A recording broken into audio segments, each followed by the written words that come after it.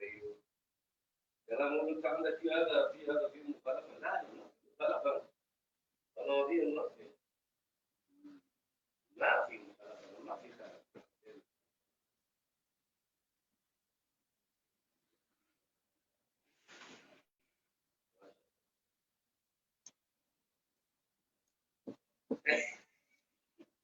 السلام علیکم ورحمۃ اللہ وبرکاتہ. منظور بھائی آ گئے ہیں شیخ.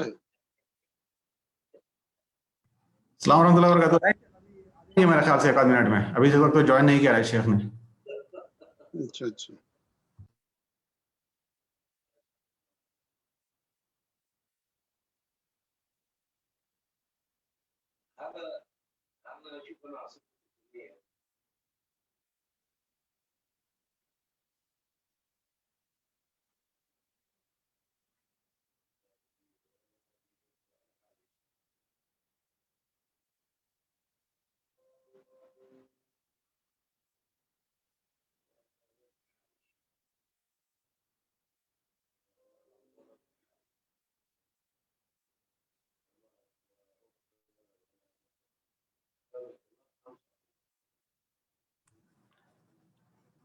السلام علیکم ورحمۃ اللہ وبرکاتہ. شیخ ابو ذر تشریف لا چکے ہیں شیخ.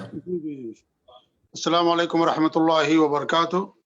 بسم اللہ الرحمن الرحیم وبہ نستعین والحمد للہ رب العالمین واشهد ان لا الہ الا اللہ وحدہ لا شریک لہ واشهد ان محمدا عبدہ ورسولہ صلوات اللہ وسلامہ علیہ وعلی آلہ وعلی اصحابہ ومن اهتدى بهدیہ واستنى بسنتہ الی یوم الدین. اما بعد. معزز ناظرین و سامعین و مشاہدین و مشاہدات، اللہ کے فضل و کرم سے 40 نویہ کی شرح کی جو شروعات کی گئی تھی آج انشاءاللہ اپنے اختتام کو پہنچے گی، اور یہ لگاتار 15 دروس آن لائن آپ کے سامنے 40 نویہ کی شرح میں پیش کیے گئے، اور اس سے پہلے 6 دروس یہاں جبیل دعویٰ سینٹر کے اندر ہوئے تھے. سب ملا کر کے 21 دروس 42 حدیثوں کی شیخ نے کی ہے. اللہ تعالیٰ شیخ کے علم میں اضافہ فرمائے، اور آپ لوگوں سے بڑے ہی ادب و احترام کے ساتھ گزارش ہے کہ دلجمعی اور سکون کے ساتھ شیخ کے اس آخری درس کو سماعت فرمائیں. انشاءاللہ آخری درس پر کچھ باتیں اسی درس کے حوالے سے آپ کے سامنے رکھی جائیں گی. میں شیخ محترم کو بڑے ادب اور احترام کے ساتھ دعوت سخن دیتا ہوں کہ شیخ تشریف لائیں، بلکہ شیخ تشریف لا چکے ہیں. بس یہ گزارش ہے کہ شیخ اپنے درس کا آغاز فرمائیں، اور آپ سب لوگ بڑے سکون کے ساتھ شیخ کے درس سے استفادہ کریں. اللہ رب العالمین ہم سب کو توفیق دے کہ ہم شیخ کے علم سے فائدہ اٹھائیں. آمین. جزاکم اللہ خیر. فلیتفضل مشکورا و جزاکم اللہ خیر. السلام علیکم ورحمۃ اللہ وبرکاتہ.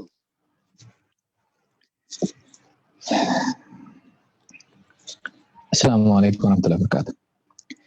ان الحمد للہ نحمده ونستعینه ونستغفره ونعوذ باللہ من شرور انفسنا ومن سیئات اعمالنا من يهده الله فلا مضل له ومن يضلل فلا هادي له واشهد ان لا اله الا الله وحده لا شريك له واشهد ان محمدا عبده ورسوله. اما بعد فان خير الحديث كتاب الله وخير الهدي هدي محمد صلی اللہ علیہ وعلى آلہ وسلم وشر الأمور محدثاتها وكل محدثة بدعة وكل بدعة ضلالة وكل ضلالة في النار.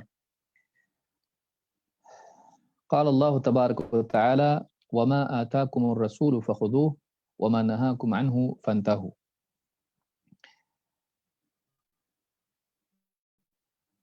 محترمی فضیلۃ الشیخ محمد مختار مدنی حفظہ اللہ، دیگر اہل علم، میرے محترم دینی بھائیوں اور قابل احترام اور بہنوں، الاربعون النوویہ کا یہ سلسلہ جیسا کہ شیخ نے بھی خود بتایا کئی ہفتوں سے چل رہا ہے، اور اس سے پہلے اس کا ابتدائی حصہ جبیل دعویٰ سینٹر کے تحت وہیں پر سعودی عرب میں منعقد کیا گیا تھا. اس پوری کتاب میں جو حدیثیں امام النووی رحمہ اللہ نے بیان کی ہیں، اگر ایک انسان سرسری طور پر ان حدیثوں کو دیکھے تو شاید نہ سمجھ پائے کہ ان کی دین میں کتنی اہمیت ہے، اور دیگر احادیث کو چھوڑ کر انہی کا انتخاب کیوں کیا گیا ہے. لیکن جیسے جیسے انسان گہرائی کے ساتھ ان احادیث کو دیکھتا ہے اور دین کے مختلف شعبوں میں ان احادیث کی اہمیت کو اور ان میں بتائی ہوئی باتوں کو مجموعی طور پر مفصل طور پر سمجھنے کی کوشش کرتا ہے، تب جا کر اسے احساس ہوتا ہے کہ واقعی ان احادیث کا انتخاب ایک گہرے علم کی دلیل ہے، امام نووی رحمہ اللہ کے علم کی گہرائی کی دلیل ہے۔ اور دوسری طرف اسے یہ بھی احساس ہوتا ہے کہ جب 40 حدیثوں کا یا 42 حدیثیں اس کو کہیے، جب ان 42 حدیثوں میں اتنا مواد ہے، اس میں اتنی حکمت کی باتیں ہیں اور دین کا اتنا سارا علم اس میں چھپا ہوا ہے، تو سینکڑوں نہیں بلکہ ہزاروں حدیثیں رسول اکرم صلی اللہ علیہ وسلم کی حدیث کی کتابوں میں آج بھی محفوظ ہیں۔ میں ضعیف حدیثوں کی بات نہیں کر رہا ہوں، صحیح حدیثوں کی بات کر رہا ہوں۔ تو ان احادیث میں کتنا علم ہوگا؟ تو ایک اعتبار سے اس کتاب کا بھی اور اس کی شرح کرنے کا بھی مقصد یہ بھی تھا، اور یہ بھی ہونا بھی چاہیے، کہ ایک طرف تو طالب علم دین کی بہت ساری بنیادی باتوں کو سیکھ لے کم سے کم احادیث میں، دوسرے یہ کہ اسے اس بات کا بھی احساس ہو اور اس کی پیاس اور بڑھے کہ جب 40-42 حدیثوں میں اتنا سارا علم ہے اور اتنی ساری باتیں ہیں، تو پھر ہمیں اور بھی احادیث کو سیکھنا چاہیے، ان کا مطالعہ کرنا چاہیے، اور احادیث کو سرسری طور پر پڑھ کے گزرنا نہیں چاہیے، بلکہ ان میں ٹھہر کر غور کرنا چاہیے، اور نہ صرف اپنے علم کے اضافے کی کوشش کرنا چاہیے بلکہ اپنے ایمان کو، اپنے قلوب کو بھی حرکت دینا چاہیے اور ایمان کو تازہ کرنا چاہیے۔ تو بہرحال یہ سلسلہ چلا، اللہ رب العالمین اس کو قبول فرمائے اور ہمارے علم میں اضافہ فرمائے اور ہمیں اس کے مطابق عمل کرنے والا بنائے، ہمارے ایمان میں، ہمارے اعمال میں اللہ تعالیٰ مزید ترقی عطا فرمائے۔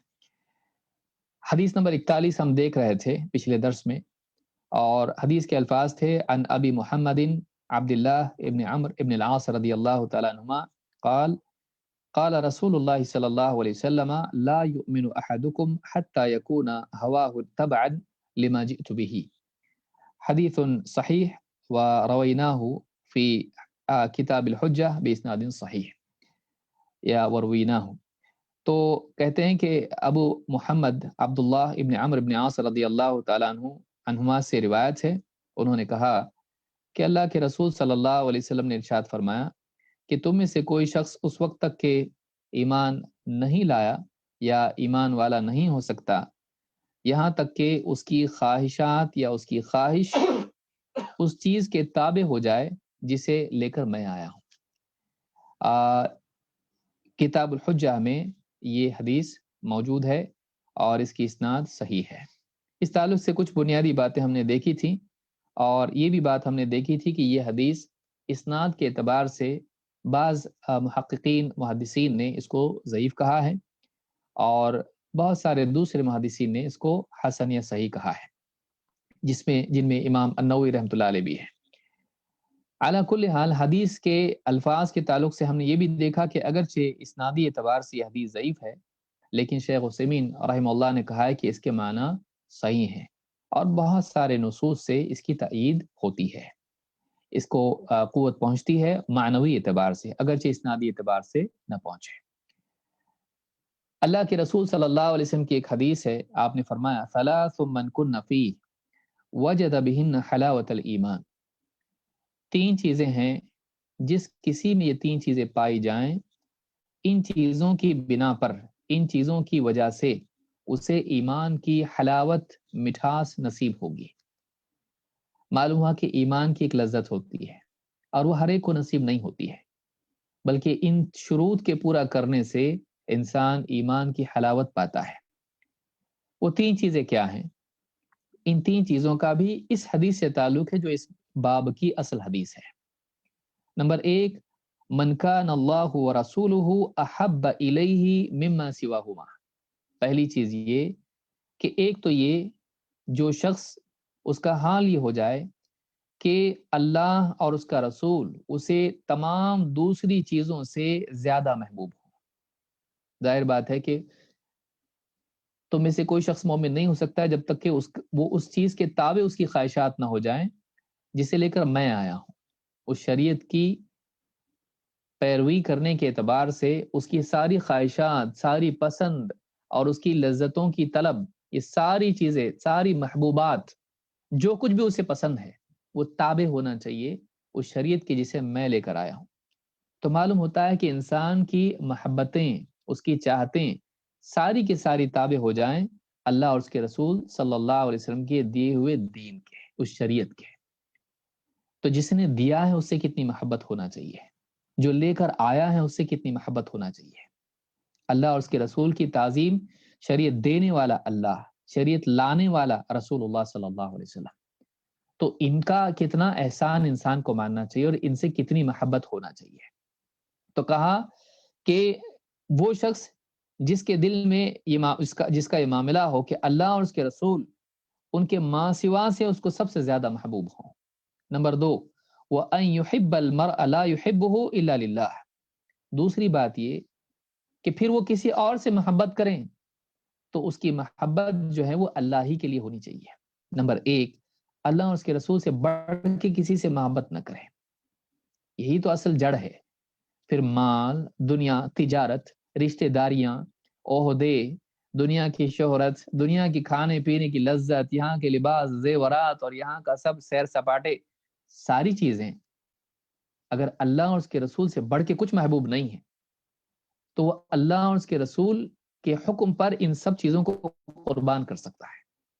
سوال یہ پیدا ہوتا ہے، محبت کا امتحان تب ہوتا ہے جب ایک کی وجہ سے دوسرے کو چھوڑنے کا موقع ہے یا مجبوری آ جائے کہ ایک کو لینے پر دوسرے کو چھوڑنا پڑے گا، تو اس وقت امتحان ہوتا ہے کہ آدمی کس کو لیتا ہے اور کس کو چھوڑتا ہے، کس کی خاطر کس کو قربان کرتا ہے، یہی تو امتحان ہوتا ہے۔ تو اللہ اور اس کے رسول کی خاطر، اللہ اور اس کے رسول کے حکم کے آ جانے کے بعد اللہ کی خاطر کیا وہ ان ساری چیزوں کو قربان کرنے کے لیے تیار ہے یا نہیں؟ اذ قال له ربه اسلم قال اسلمت لرب العالمین۔ ابراہیم علیہ السلام کو دیکھیے، اللہ نے خواب دکھا دیا۔ ابراہیم علیہ السلام اللہ کے کیسے فرما بردار بندے تھے، خواب دکھا دیا اولاد کو ذبح کر رہے ہیں، تو بیٹے سے خود پوچھا، اے بیٹے یا بنی انی اری فی المنام انی اذبحک فانظر ماذا تری، اے بیٹے میں خواب میں دیکھتا ہوں کہ میں تمہیں ذبح کر رہا ہوں، کیا کہنا ہے تمہارا؟ یہ کہنا اس لیے نہیں کہ تمہاری جو رائے ہوگی میں اس کی فرما برداری کروں گا، بلکہ ذہن بنانے کے اعتبار سے کہہ رہے ہیں تاکہ اچانک کچھ نہ ہو جائے۔ بیٹے نے بھی کیا کہا، یا ابت فعل ما تؤمر ستجدنی ان شاء اللہ من الصابرین، والد صاحب جو حکم آپ کو ہوا ہے نا کیجئے اس پہ عمل، اس کو کر گزریے، اس کی فرما برداری کیجئے، آپ مجھے انشاءاللہ صبر کرنے والا پائیں گے۔ یہ جو مزاج ہے، اللہ کی محبوبات کو، اللہ کی پسند کو اپنی پسند پر، اللہ کی چاہت کو اپنی چاہت پر ترجیح دینا، یہ اللہ کی محبت کا تقاضا ہے، اس کی آمادگی انسان میں ہونا چاہیے، یہ دین کی اصل اور جڑ ہے۔ تو کہا کہ ایک تو یہ کہ اللہ اور اس کے رسول پر کسی اور کو ترجیح نہ دے، کسی اور محبت کو اس محبت پر ترجیح نہ دے۔ 2، اگر کسی سے محبت کرے بھی، یہ تو نہیں کہ کسی سے محبت ہی نہ کرے، صرف اللہ اور اس کے رسول سے محبت کرے، نہیں، بلکہ اللہ اور اس کے رسول کے بعد اب کسی اور سے محبت کریں، وہ اللہ کے لیے ہونا چاہیے۔ ذاتی مفاد، ذاتی اغراض، اس سے بڑھ کے یہ ہے کہ وہ اللہ کی خاطر محبت کرنے لگے، ایسوں سے بھی محبت کریں ایمان کی بنیاد پر جن سے اس کا کوئی لینا دینا نہیں، کوئی رشتہ داری نہیں، بلکہ بعض اوقات اختلاف بھی ہے، لیکن اللہ کی خاطر دل میں اس کے لیے محبت رہے۔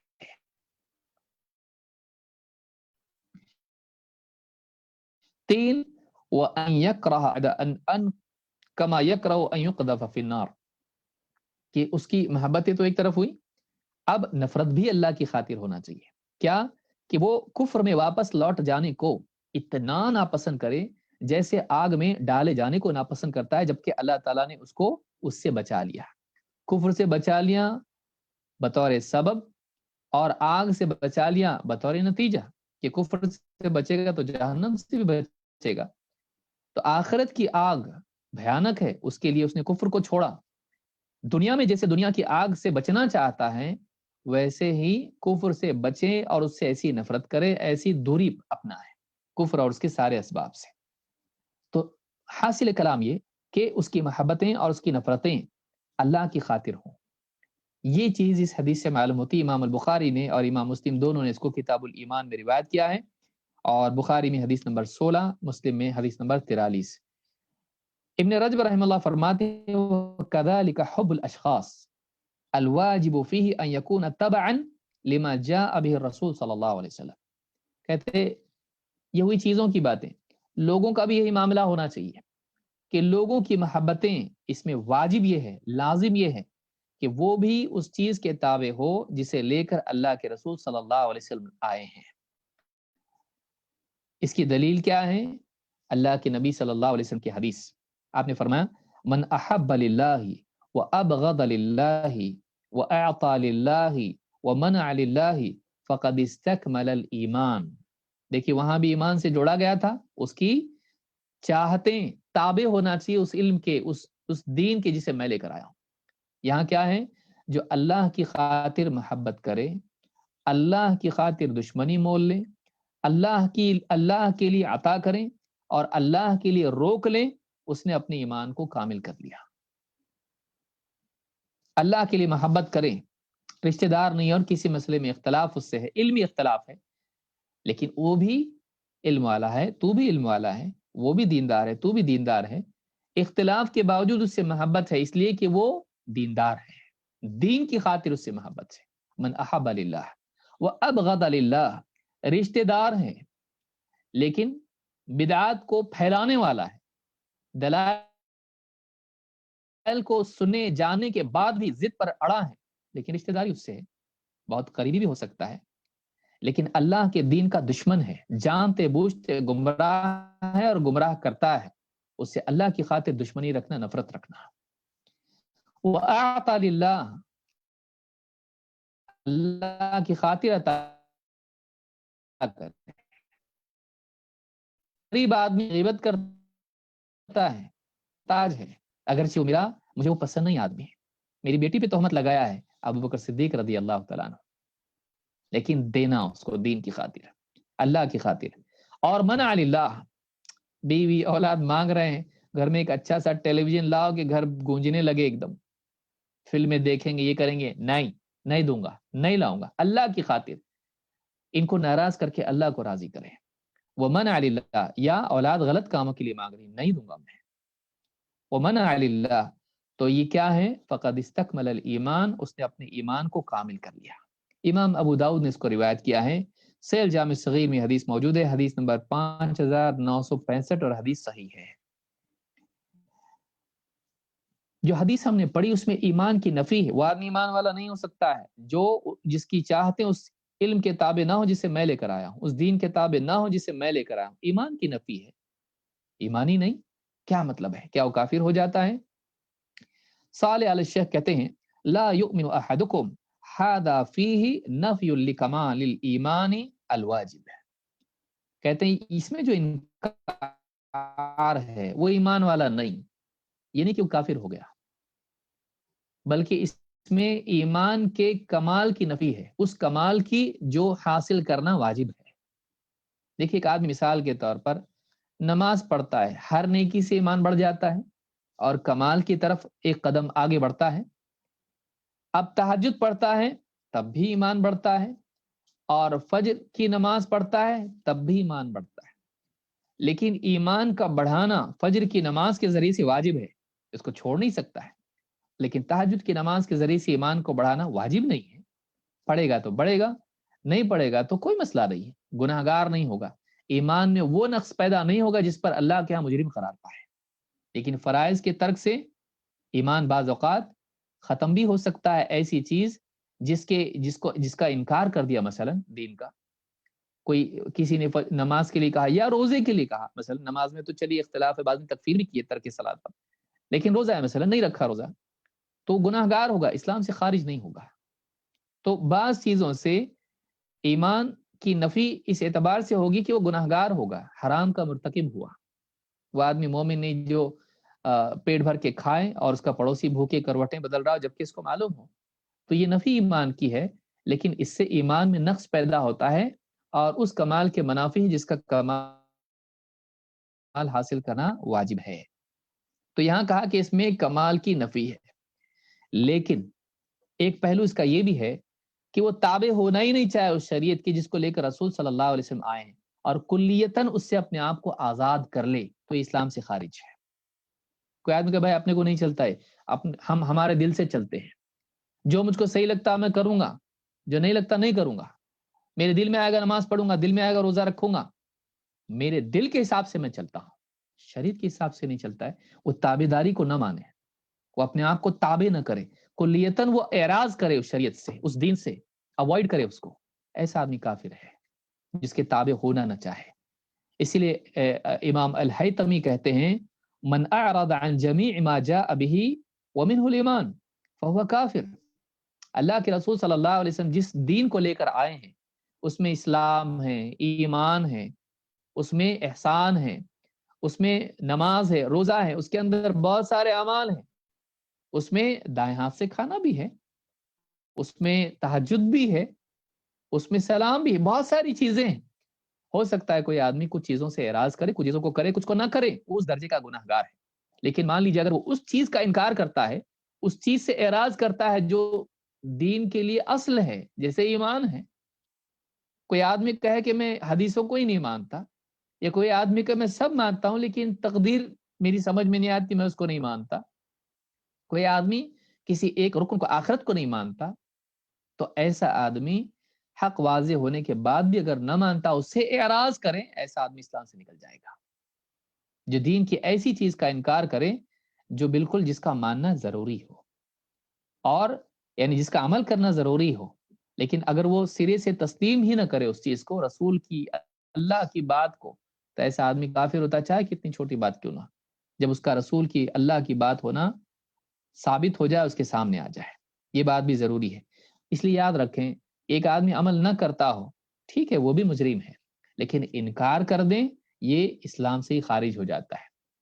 تو بعض اوقات آدمی اپنی بے عملی پر پردہ ڈالنے کے لیے نصیحت کرنے والے کی بات ہی کو غلط اور جھٹلانے کی کوشش کرتا ہے، غلط ثابت کرنے کی کوشش کرتا ہے، یہ کبھی نہیں کرنا چاہیے۔ مان لے بھائی ہاں میری غلطی ہے، توبہ کر لے اللہ سے، لیکن انکار نہ کرے۔ گھمنڈ میں آ کے آدمی بعض اوقات حق کا ہی انکار کر دیتا ہے۔ اللہ تعالیٰ قرآن کریم میں فرماتا ہے والذین کفروا فتعسا لهم واضل اعمالهم ذلك بانهم كرهوا ما انزل الله فاحبط اعمالهم۔ کفر کرنے والوں کی فرمایا، کہا کہ جن لوگوں نے کفر کیا فتعسا لهم، تباہی ہے ان لوگوں کے لیے، واضل اعمالهم، اللہ نے ان کے اعمال کو غارت کر دیا، اللہ تک پہنچے، منزل تک نہیں پہنچے، ان کے اعمال بھٹک گئے، ان کے اعمال ان کے نام اعمال میں جمع نہیں ہوں گے، ان کے لیے کچھ فائدہ نہیں ہوگا ان کا، وہ ایسا ہے جیسا ریت میں پانی گر جائے، واپس آئے گا نہیں، ختم۔ والذین کفروا فتعسا لهم واضل اعمالهم، اللہ نے ان کے اعمال کو بھٹکا دیا، غارت کر دیا، ظاہر کے اعتبار سے اور انجام کے اعتبار سے بھی، حال کے اعتبار سے بھی اور معال کے اعتبار سے بھی۔ کیوں ایسا ہوا؟ ذلک بانہم کرہوا ما انزل اللہ، یہ اس لیے ہے کہ انہوں نے اس چیز کو ناپسند کیا جو اللہ نے نازل کی، فاحبط اعمالهم، تو اللہ تعالیٰ نے ان کے اعمال ہی کو برباد کر دیا، مٹا دیا، اعمال کو مٹا دیا۔ کیوں؟ کرہوا ما انزل اللہ، اللہ نے جس دین کو، جس شریعت کو، جس علم کو، جس قرآن کو، جس حکمت کو، وحی کو نازل کیا، انہوں نے کیا کیا؟ ہم کو پسند نہیں ہے۔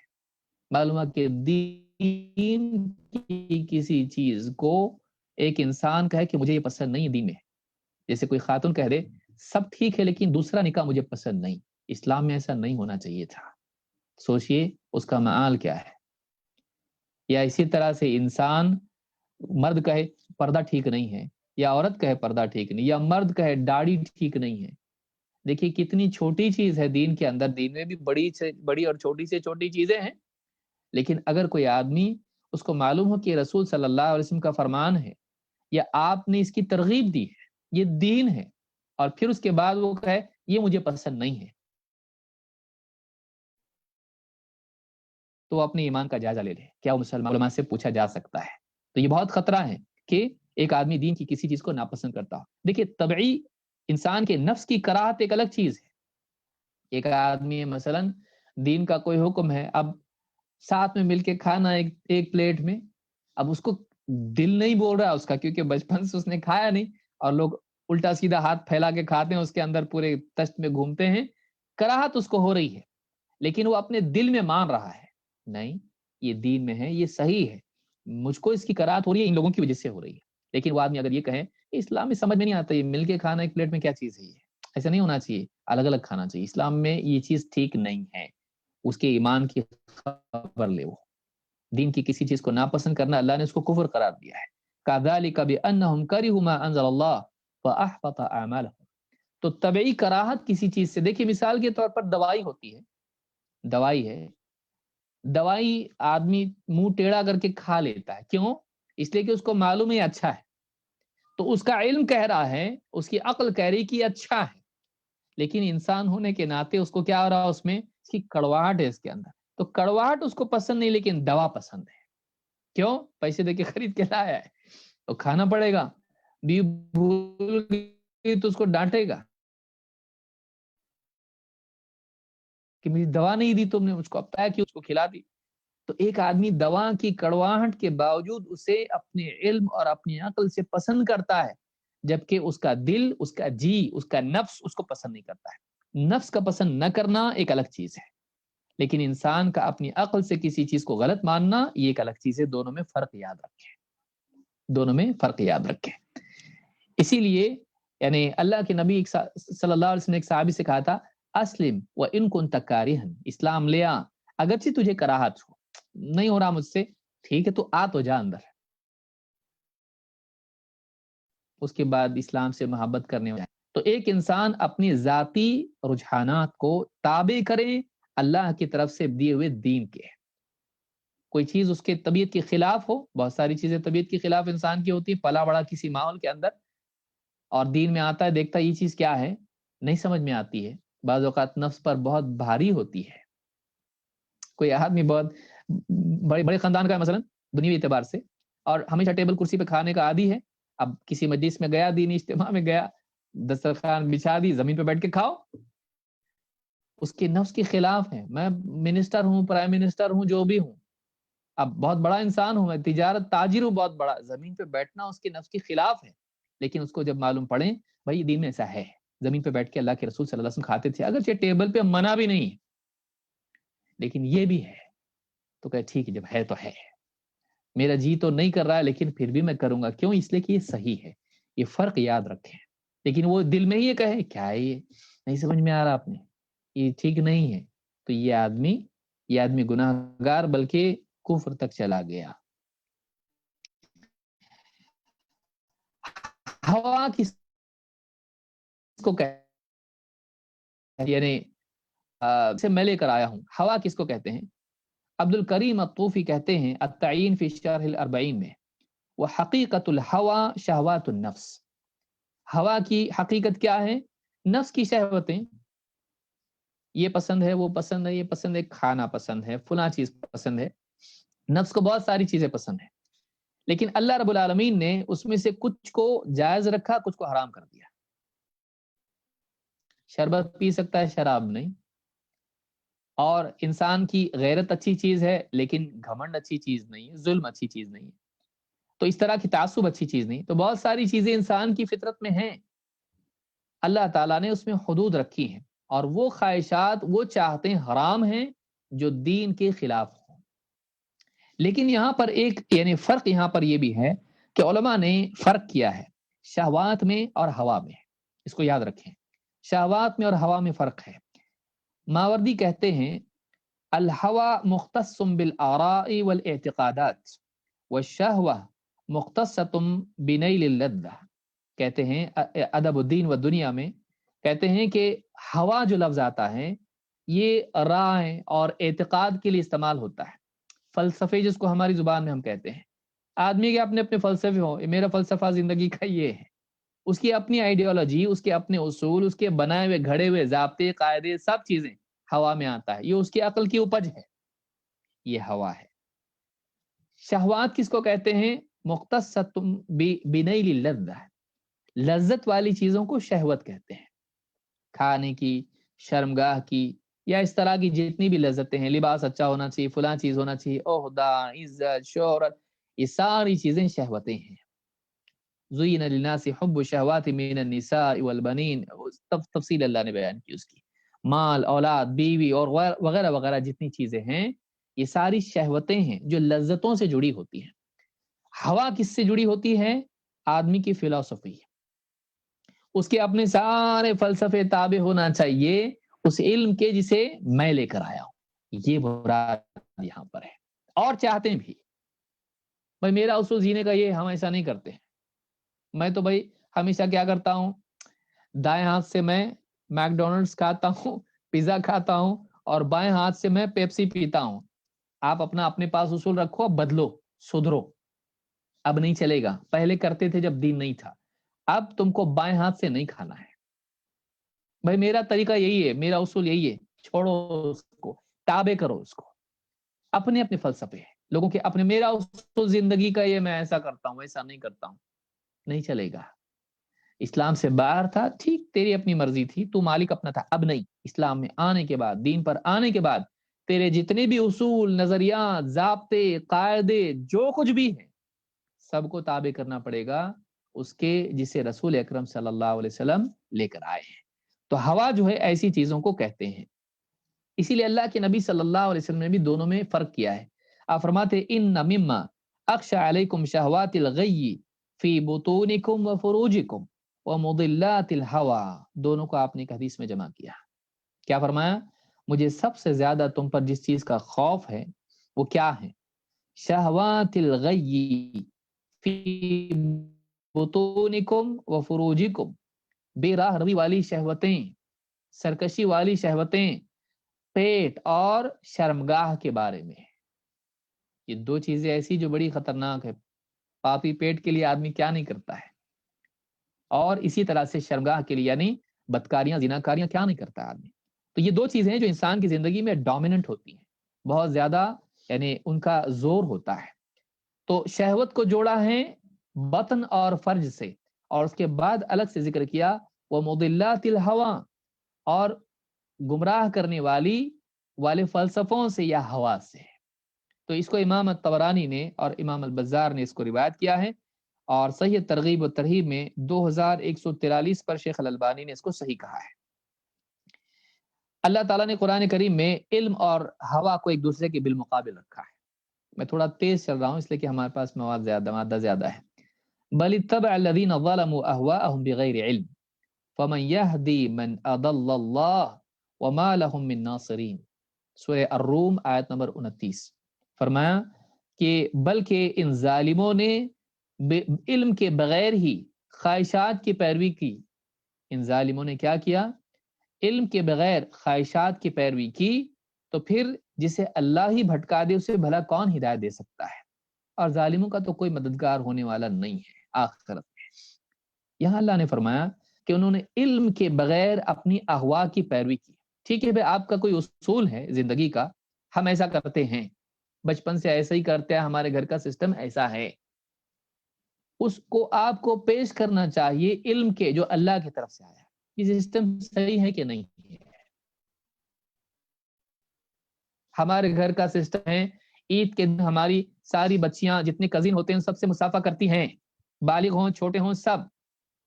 آپ کے گھر کا سسٹم ہے، ورنہ دل ٹوٹ جاتا ہے. ہمارے خاندان میں ایسا نہیں چلتا، سب کرتے ہیں ہم لوگ ایسا. عید کے دن سب ملتے، جوان بچیاں اور جتنے کزن سے سب مصافحہ کرتے ایک دوسرے سے. آپ کے گھر کا قانون ہے، یہ آپ کا فلسفہ ہے، محبت کے بڑھانے کے لیے کرنا چاہیے. لیکن اسلام میں کیا ہے؟ جوان بچیاں جوان بچوں سے پردہ کریں گی، غیر محرم سے پردہ کریں گی، اور مصافحہ تو اس سے زیادہ خطرناک ہے، چھونا اس سے زیادہ خطرناک ہے. اب آپ جب دین پر آئے، آپ کو معلوم پڑا آپ کا یہ جو گھر کا سسٹم ہے گولڈن، اس کو بدلنا پڑے گا آپ کو. اب نہیں چلے گا، اب نہیں چلے گا. کہ نہیں ہمارے گھر میں تو ایسے ہوتا ہے. ہاں، لیکن اس کو اب کیا کرنا پڑے گا؟ تابع کرنا پڑے گا اس علم کے جو اللہ کی طرف سے آپ کے پاس آیا ہے رسول کے ذریعے سے. اس کو سمجھ لیں کہ بہت سارے لوگوں کے اپنے ضابطے اور قوانین ہوتے زندگی گزارنے کے. قرآن و سنت کے تابع اگر وہ نہیں ہے، نہیں، اس کے تابع کرنا پڑے گا.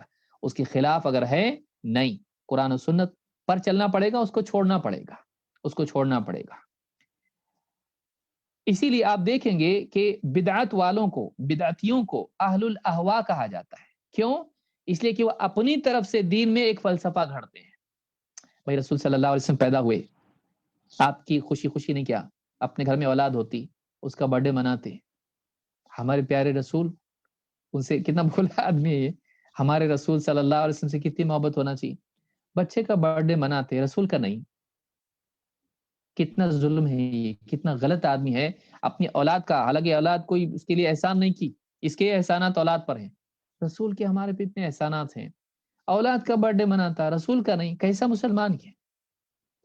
اب سننے والا بھی کیا کہے گا؟ ہاں نا بالکل، بات تو بالکل صحیح ہے، میں بھی آؤں گا تمہارے ساتھ جلوس میں. تو اب یہ تیری اپنی عقل کی اپج ہے. تو نے ایک چیز، غلط چیز پر دوسری چیز کو قیاس کر کے اور بھی بدتر اس کو بنا دیا. تو یہ کس نے نکالا؟ عقل سے نکالا اس نے. کاش کہ تو یہ سوچتا کہ میں اتنا گھٹیا مسلمان ہونے کے باوجود بھی، میں یہ سوچ رہا ہوں مجھ سے اعلیٰ مسلمان تھے صحابہ، اتنے اعلیٰ ہونے کے باوجود، مجھ سے زیادہ محبت ہونے کے باوجود انہوں نے ایسا کیوں نہیں کیا؟ رسول کا برتھ ڈے کیوں نہیں منایا؟ 12 ربیع الاول ہو یا 9 ربیع الاول، جو بھی ہو، انہوں نے کیوں نہیں منایا؟ کیا ان کو محبت نہیں تھی؟ اگر محبت کا تقاضا یہ ہے تو نہ وہ اپنی اولاد کا مناتے تھے، نہ رسول کا مناتے تھے. تو یہ کیوں نہیں سوچا؟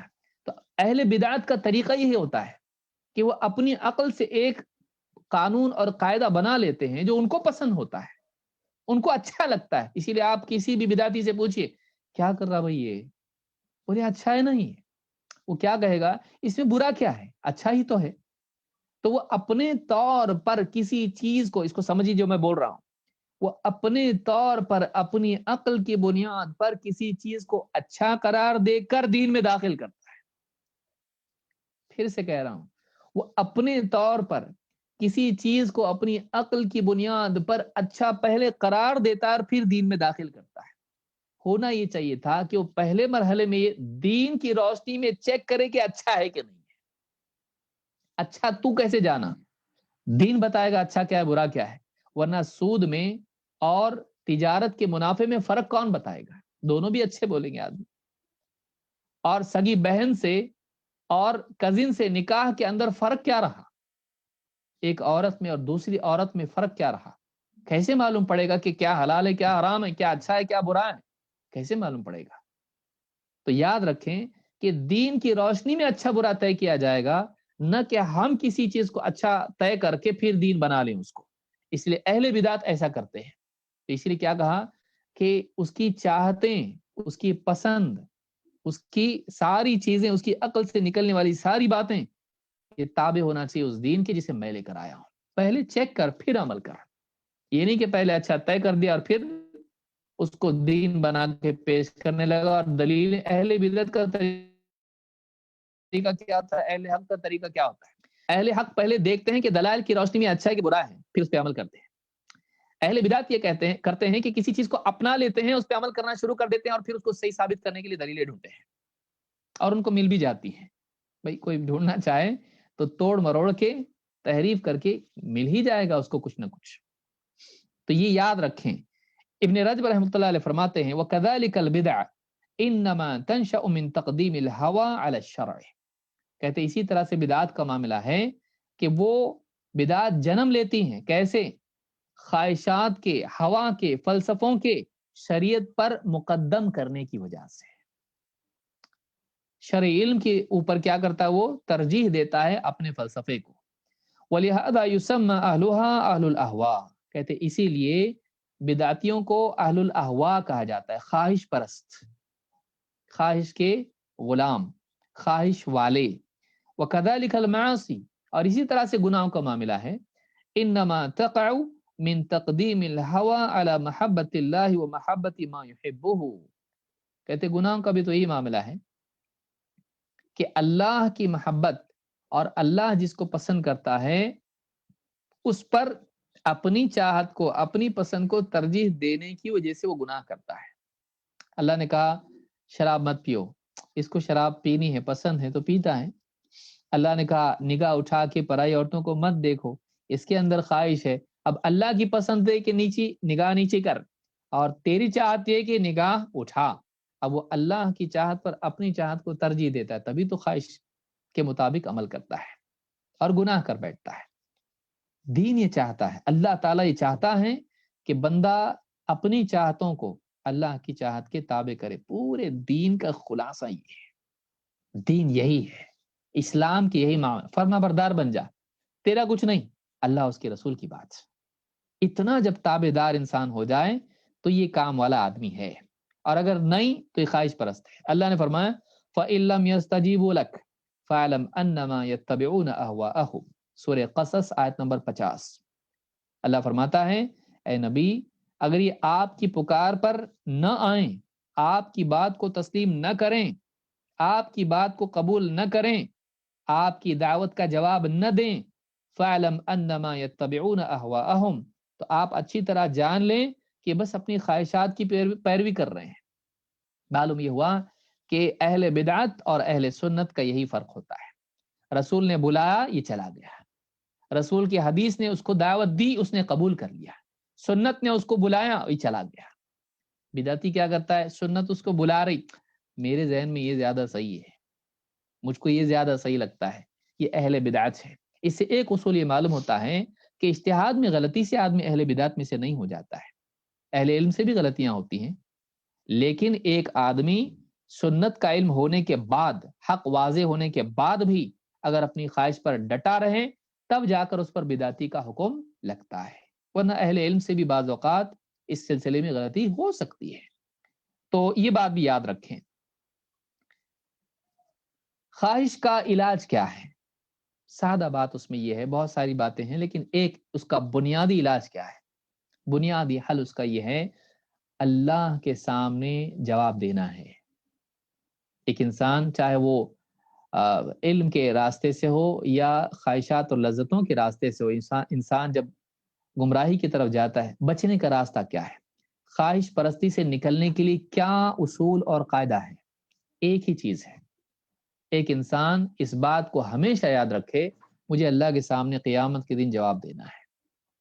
جواب دہی کا احساس اعمال کی درستگی کی بنیادی شرط کہہ سکتے ہیں آپ اس کو، کہ انسان کے اندر اللہ کے آگے جواب دینے کا احساس جب آ جائے، اس کا قول و عمل اور اس کا ظاہر و باطن صحیح ہو جاتا ہے۔ دنیا میں بھی آپ دیکھتے ہیں جس کو معلوم ہو جائے باس پوچھنے والا ہے، کل حساب ہے، اکاؤنٹ چیک ہونے والے ہیں، آج آدمی بالکل صحیح ہو جاتا ہے، سب ٹھیک ٹھاک کر کے رکھتا ہے۔ اور جس کو معلوم ہے آپ CCTV میں ہیں، گڑبڑ نہیں کرے گا، کھائے گا بھی تو سلیقے سے کھائے گا، گھر میں ویسا نہیں کھاتا، ایک دم اچھے سے کھائے گا، اچھے سے بیٹھے گا، سر بھی نہیں کھجائے گا۔ کیوں؟ CCTV دیکھا جا رہا ہے، مجھ کو میرا محاسبہ ہونے والا ہے۔ تو ایک انسان سگنل بھی نہیں توڑتا آدمی جب معلوم ہو جاتا ہے کہ پولیس دیکھ رہی ہے۔ محاسبے کا ڈر انسان کے اعمال کی درستگی کا ذریعہ بنتا ہے، اور اللہ ہمارا ظاہر ہی نہیں بلکہ باطن بھی دیکھتا ہے۔ تو پھر انسان کو جب اس بات کا احساس ہو جائے تو نہ صرف اس کے اقوال و افعال بلکہ اس کے افکار، اس کی سوچ بھی صحیح ہو جاتی ہے۔ وہ ایسے خیالات بھی دل میں لانے سے ڈرتا ہے کہ اللہ کو اس کی اطلاع ہو جائے گی، اللہ جانتا ہے میرے دل کی بات کو، اللہ تعالیٰ دیکھ رہا ہے مجھ کو۔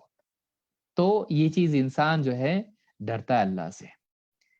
اللہ تعالیٰ قرآن میں فرماتا ہے وَأَمَّا مَنْ خَافَ مَقَامَ رَبِّهِ وَنَهَى النَّفْسَ عَنِ الْهَوَىٰ فَإِنَّ الْجَنَّةَ هِيَ الْمَأْوَىٰ، کہ جو اللہ کے سامنے کھڑے ہونے سے ڈرتا رہا،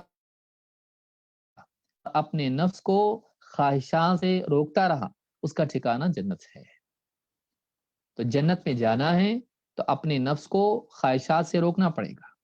خواہشات سے روکنے کے لیے اللہ کے سامنے کھڑے ہونے کا احساس ہمیشہ دل میں رکھنا پڑے گا، تب جا کر انسان اپنے آپ کو بچا سکتا ہے۔ تو یہ اس باب میں جو حدیثیں تھیں، اور بھی بہت ساری باتیں ہیں لیکن اتنا کافی ہے۔ خلاصہ اس پوری گفتگو کا یہ ہے، اور حدیث کے تعلق سے بات یہ ہے کہ ہم اپنے سارے اصول، قاعدے اور سب فلسفی ہماری جو بھی ہے، تجربات، مشاہدات، میں بہت بڑا فلسفی ہوں، بہت زیادہ سمجھدار ہوں، بہت میری عقل ہے، بہت سمجھتا ہے مجھ کو، ٹھیک ہے، تابع کر اس کو اللہ اور اس کے رسول صلی اللہ علیہ وسلم کی تعلیمات کے۔ تو بعد میں اللہ اور اس کے رسول کی بات پہلے۔ تو ڈرائیونگ سیٹ پہ مت بن، بیٹھ، تو انجن مت بن، تو تابع ہو جا، تو تابع ہو جا۔ تابع داری یہاں پر امام نووی نے اخیر میں اس حدیث کو ذکر کرके بتایا، تو تابع ہو جا، بس اپنی سارے فلسفوں کو، سارے علم کو، سارے تجربے کو جو کچھ پڑھا تو نے پی ایچ ڈی کیا، آکسفورڈ میں پڑھا، ٹھیک ہے، بہت سارے دیکھیں آج بیماری کیا ہے، بہت سارے لوگ باہر سے پڑھ کے آتے ہیں، علماء کو سکھانے لگ جاتے ہیں ایسا ہونا چاہیے ویسا ہونا چاہیے. اب ان کے اپنے فلسفے ہوتے ہیں، ان کے اپنے وہ اپنے آپ کو دین کے مطابق بنانے کی بجائے دین کو اپنے مطابق بنانے کی کوشش کرتے ہیں. اسلام میں ایسا ہونا چاہیے. اس قربانی وغیرہ کون کھاتا گوشت اتنا، سب کینسل کر دو، غریبوں کی شادیاں کرو. دہیج ان کو کتنا نہیں ملا، دہیج 2 لوگوں کو لیجئے. ایسے بہت سارے لوگ آپ کو ملیں گے جو اپنے آپ کو بدلنے کی بجائے اسلام کی تجدید کرتے ہیں، اپنی اصلاح کی بجائے اسلام کی تجدید کرنے لگتے ہیں. اور یہ لوگ سب سے بڑی خرافت ہے امت میں، ان کو سب سے پہلے صحیح کرنا چاہیے. یہ خود بھی گمراہ ہوتے ہیں اور 50 ہزاروں کو پیچھے لے کے جاتے ہیں. کیونکہ ہر آدمی، شیخ صفی الرحمان مبارک پوری رحمہ اللہ کے بارے میں کسی نے بتایا کہ انہوں نے کہا کہ اگر آج اتنا بگڑا ہوا دور ہے کہ اگر خود ابلیس شیطان آ کے بھی کہ میں شیطان ہوں میرے پیچھے چلو تو اس کو بھی لوگ ان کی پیروی کرنے والے ہیں. لوگ اتنی جہالت والے ہیں کہ بگاڑ جان کے بھی بگاڑ کو پسند کریں گے. ایسا حال ہے لوگوں کا. تو ہر آدمی کو لوگ مل جاتے ہیں، فالوور مل جاتے ہیں، اس سے دھوکہ نہیں کھانا چاہیے. بہرحال بات طویل ہو جائے گی. اخیر میں ہم آخری حدیث کا مطالعہ کرتے ہیں. دیکھیے 2 حدیثیں امام نووی نے رکھی ہیں. آخری جو یعنی اس سے پہلے جو حدیث تھی 41 نمبر کی، اس میں شریعت کی تابعداری ہے، اور اس کے بعد والی جو حدیث ہے اس میں توحید کا بیان ہے، اور توحید کی بات پر انہوں نے کتاب کو ختم کیا ہے. اور میں حدیث کا مشاہدہ کریں، مطالعہ کریں تو تینوں لیول کے لوگ اس میں ذکر کیے ہیں، مسلمان بھی اور کافر بھی. اس لیے حدیث کے الفاظ ہی جو ہیں سارے بندوں کے لیے ہیں. تو اس میں خطاب کسی ایک شخص، کسی ایک قوم یا صرف مسلمانوں سے نہیں بلکہ سارے لوگوں سے. آئیے اس حدیث کا مطالعہ کرتے ہیں، اور یہ ہماری اس سلسلے کی آخری حدیث ہوگی انشاءاللہ. اس حدیث کا جو باب ہے یا اس کا جو یعنی عنوان ہے وہ اللہ کی رحمت، اور یہ عنوانات جتنے بھی ہیں امام نووی کے نہیں ہیں، یہ اس سے مستفاد عنوان ہے.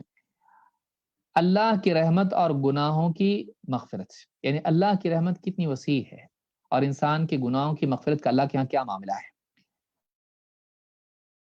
عن انس بن مالک رضی اللہ عنہ قال سمعت رسول اللہ صلی اللہ علیہ وسلم يقول قال الله تعالى يا ابن آدم إنك ما دعوتني ورجوتني غفرت لك على ما كان منك ولا أبالي. يا ابن آدم لو بلغت ذنوبك عنان السماء ثم استغفرتني غفرت لك. يا ابن آدم إنك لو أتيتني بقراب الأرض خطايا ثم لقيتني لا تشرك بي شيئا لأتيتك بقرابها مغفرة. رواہ الترمذی رحمہ اللہ وقال حدیث حسن. حدیث کے الفاظ ہیں، انس بن مالک رضی اللہ تعالیٰ عنہ روایت کرتے ہیں، فرماتے ہیں کہ میں نے اللہ کے رسول صلی اللہ علیہ وسلم کو ارشاد فرماتے سنا. اللہ تعالیٰ کا فرمان ہے. امام النووی نے حدیث قدسی پر اس کو کتاب کو ختم کیا. انما الاعمال بالنیات سے شروع کیا اور توحید پر، اخلاص سے شروع کر کے توحید پر، اور اخیر میں استغفار کو رکھا کہ انسان کے لیے اصل یہی ہے کہ اس کی مغفرت ہو جائے. فسبح بحمد ربک واستغفرہ انہ کان توابا. ساری کوششوں کے بعد انسان کو چاہیے کہ جو کچھ اس نے بھلا کیا ہے اس پہ اللہ تعالیٰ سے استغفار کرے. مومن کا مزاج یہ ہونا چاہیے کہ وہ نیکی کر کے گھمنڈ نہ کرے، نیکی کر کے اعمال کر کے دیندار بن کے اس کی دینداری میں یہ نہ ہو کہ کتنا زبردست کام میں نے کیا، کارنامہ انجام دیا. اس کے مزاج میں ہونا چاہیے اللہ جو کچھ میں نے کیا، تیرا جو پیمانہ ہے قبولیت کا معلوم نہیں میں اس کے مطابق کر پایا کہ نہیں کر پایا، تو اللہ جو تقصیر اس میں ہوئی ہے اللہ اس کو معاف کر دے، اس کو قبول کر لے. میرے کمال کی وجہ سے نہیں، تیرے فضل کی وجہ سے تو قبول کر لے. تیرے مطالبے کے تیری شان کے مطابق میرا عمل نہیں ہے، نہ میرے بس کی وہ بات ہے. اسی لیے اللہ نے کہا فاتقوا اللہ ما استطعتم، تم سے جتنا ہو سکے تقوی اختیار کرو. ہماری اوقات کتنی ہے، ہم اللہ کا ویسا خوف، ویسا ڈر، ویسی تعظیم ہماری بس کی بات نہیں ہے، ہم اس لائق بھی نہیں ہے. یہ اعتراف تقوی کی اور علم کی شروعات ہے. انسان اللہ کی معرفت کی ابتدا اپنی تقصیر کے اعتراف سے ہوگی. میں گھٹیا ہوں، اللہ اعلیٰ ہے، میں کچھ نہیں ہوں، میرا جو بھی عمل ہے کچھ اس کی کوئی قیمت نہیں ہے. اللہ تعالیٰ اس کو قبول کر رہی ہے، اللہ کی شان ہے، یہ اس کی عظمت ہے. وہ بڑا رحیم ہے، بندوں کے اعمال ٹوٹے پھوٹے جیسی بھی ہوتے قبول کر لیتا ہے، گناہوں کو معاف کر دیتا ہے. ہم نیکیوں میں 50 غلطیاں کرتے ہیں، ایک نیک کام بھی ہم ڈھنگ سے نہیں کر پاتے ہیں. یہ اللہ کی شان ہے، یہ اس کا رحم ہے، یہ اس کا فضل ہے کہ ہماری ان نیکیوں کو قبول کر لیتا ہے. یہ کیفیت جب بندے میں پیدا ہوگی، اس نے اللہ کو پہچانا. اسی لیے اللہ کے رسول ابھی بہت باتیں نکلیں گی. اللہ کے رسول صلی اللہ علیہ وسلم کو بھی اللہ نے کیا کہا؟ اذا جاء نصر اللہ والفتح ورأيت الناس يدخلون في دين الله افواجا فسبح بحمد ربك واستغفره انه كان توابا. مقام کیا ہے، بات کیا ہو رہی ہے؟ اللہ تعالیٰ فرما رہے ہیں جب اللہ کی طرف سے کیا آ جائے، اذا جاء نصر اللہ، اللہ کی مدد آ جائے، نصرت آ جائے اور فتح آ جائے. فتح کی بات ہو رہی، نصرت کی بات ہو رہی، غلبے کی بات ہو رہی، کامیابی کی بات ہو رہی ہے. وَرَأَيْتَ النَّاسَ يَدْخُلُونَ فِي دِينِ اللَّهِ أَفْوَاجًا. اور اے نبی آپ دیکھو کہ لوگ فوج گروہ ایک نہیں، کئی لوگ آ رہے ہیں، فوج کے فوج اسلام میں داخل ہو رہے ہیں. آپ کا مقصد پورا ہو رہا ہے جس کے لیے آپ کو بھیجا گیا تھا. تو اب کیا کرو آپ؟ فخر کے ترانے نہیں. فَسَبِّحْ بِحَمْدِ رَبِّكَ وَاسْتَغْفِرْهُ. آپ اپنے رب کی پاکی بیان کیجئے، میری پاکی نہیں. فَلَا تُزَكُّوا أَنفُسَكُمْ. اپنی بڑائی شیخی مت بیان کرو. رسول سے کیا کہا جا رہا ہے؟ آپ رب کی پاکی بیان کریں، وہ سارے عیوب سے پاک ہے. ہمارا کام تو تقصیر والا ہی ہوتا ہے، ہمارے کام کہاں کمال والا ہوتا ہے؟ کمال اس کے لیے لائق ہے، ہمارے کام میں کمال نہیں ہوتا. اگرچہ نبی صلی اللہ علیہ وسلم کے کام میں کمال ہے، لیکن عبودیت بندگی کا تقاضا یہ ہے کہ کمال کو تسلیم نہ کیا جائے، اللہ کے لیے خاص کیا جائے. کہ ہم تو ہمارے ہاں تقصیر ہے، کوتاہی ہے. فسبح بحمد ربک واستغفر. تسبیح کیجئے اللہ کی، حمد کیجئے اللہ کی. سارے عیوب سے پاک تو وہ ہے، ہم عیب والے ہیں. ساری خوبیوں والا تو وہ ہے، ہمارے اندر کیا خوبی ہے؟ تو پھر ہم کیا کریں؟ واستغفرہ. تو ہمارے اندر جو عیوب ہے اللہ ہم کو معاف کر دے، ہمارے گناہوں کو معاف کر دے. ہم تو اسے مغفرت چاہتے ہیں، آپ مغفرت مانگیں اللہ سے. انہ کان توابا. وہ بڑا توبہ قبول کرنے والا ہے. کہ غلبے کی بات ہو رہی ہے، کامیابی کی بات ہو رہی ہے اور استغفار سکھایا جا رہا ہے. یہ کیوں؟ یہ رسول اکرم صلی اللہ علیہ وسلم کی تقصیر کی وجہ سے نہیں ہے، یہ عبودیت کے کمال کی وجہ سے ہے. یہ آپ کی بندگی کو کمال دیا جا رہا ہے یہاں پہ، اور کمال ہو کہ کامیابی میں بھی مومن بندہ اپنے آپ کو کوتاہ مانتا ہے، جبکہ بہترین طور پر اس نے سب کچھ کیا ہے، حق ادا کر دیا، پھر بھی وہ سمجھتا ہے نہیں ہوا حق ادا. یہ اللہ کی عظمت کی معرفت کا تقاضا ہے. اللہ ہم کو سمجھ عطا فرمائے. تو کیا کہا آخر میں؟ امام نووی نے جو حدیث ذکر کی ہے اس میں توحید کا بیان ہے اور استغفار کا ذکر ہے، جو دونوں انسب ہے، یہاں مناسب ہے یہ چیز، خاتمہ اس پر ہو. کیا کہا کہ اللہ تعالیٰ فرماتا ہے، حدیث قدسی ہے، یا ابن آدم، اے آدم کے بیٹے، اے آدم کی اولاد، اے انسان. معلوم ہے کہ اس میں خطاب صرف مسلمانوں سے نہیں ہے، اس میں خطاب ساری انسانیت سے ہے. یا ابن آدم، آدم کے بیٹے، انک ما دعوتنی ورجوتنی. اور آدم کے بیٹے آپ دیکھیے، آدم علیہ السلام، ربنا ظلمنا انفسنا وان لم تغفر لنا وترحمنا لنکونن یعنی من الظالمین. کہ اے اللہ اگر یعنی لنکون من الخاسرین، اے اللہ اگر تو نے ہم نے ظلم کر لیا اپنے اوپر، اے اللہ ہم اپنے جانوں پر ظلم کر لیا، اور اگر تو ہماری مغفرت نہ کرے، ہم پر رحم نہ کرے، تو ہم تو خسارے میں پڑ جائیں گے. تو کیا کہا؟ یا ابن آدم انک ما دعوتنی ورجوتنی. اے آدم کے بیٹے، جب تک تو مجھ کو پکارتا رہے گا، مجھ سے دعا کرتا رہے گا، مجھ سے امید رکھے گا، غفرت لک علی ما کان منک ولا ابالی. جو کچھ بھی تجھ سے سرزد ہوا ہو میں سب کی مغفرت کر دوں گا، اور مجھے کوئی پرواہ نہیں، مجھے کوئی پرواہ نہیں. یا ابن آدم، اے آدم کے بیٹے، لو بلغت ذنوبک عنان السماء. اگر تیرے گناہ آسمان کی بلندیوں کو بھی چھو جائیں، یا بادلوں تک اوپر ان کو ایک کے اوپر رکھا جائے, کو ڈھیر بنایا جائے تو بادلوں تک پہنچ جائیں, اتنے گناہ ہوں تیرے پاس, گناہوں کے پہاڑ ہوں جو بادلوں کو چھو رہے ہوں. لو بلغت ذنوبک عنان السماء, لو بلغت ذنوبک عنان السماء ثم استغفرتنی, پھر تم اس سے مغفرت کی دعا کرے, غفرت لک, میں تیری مغفرت کروں گا. یا ابن آدم, اے آدم کے بیٹے, انک لو اتیتنی بقراب الارض خطایا, انک لو اتیتنی بقراب الارض خطایا, اے آدم کے بیٹے اگر زمین بھر کے گناہ لے کر تو میرے پاس آئے قیامت کے دن, موت کے بعد, ثم لقیتنی, لیکن پھر تم سے اس حال میں ملے, لا تشرک بی شیئا, کہ تو نے میرے ساتھ شرک نہ کیا ہو, اپنی زندگی بھر تو شرک سے بچتا رہا ہو, اور شرک توحید پر تیری موت ہوئی ہو, اس حال میں مجھ سے ملا ہو کہ تو شرک نہیں کرتا تھا, تیرے خاتمہ شرک سے پاک تھا.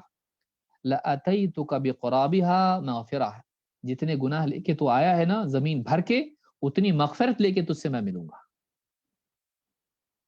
ہم تجھ سے یعنی میں تجھ سے اس یعنی اتنی مغفرت کے ساتھ ملاقات کروں گا. آپ دیکھیے اس حدیث میں کتنی ساری باتیں ہیں, اللہ تعالیٰ ہم سب کی مغفرت فرمائے. اس میں 3 باتیں بیان ہوئی ہیں. پہلی بات دعوت سے متعلق ہے, دعا, اور دعا میں رجا ہونا چاہیے, اللہ سے امید ہے.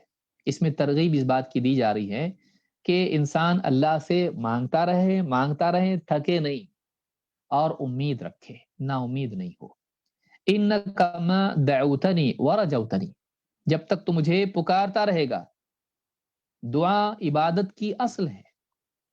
الدعاء هو العبادہ, حدیث میں ہے دعا عین عبادت ہے, اور انسان کو اللہ تعالیٰ نے, بندوں کو اللہ تعالیٰ نے عبادت کے لیے پیدا کیا ہے.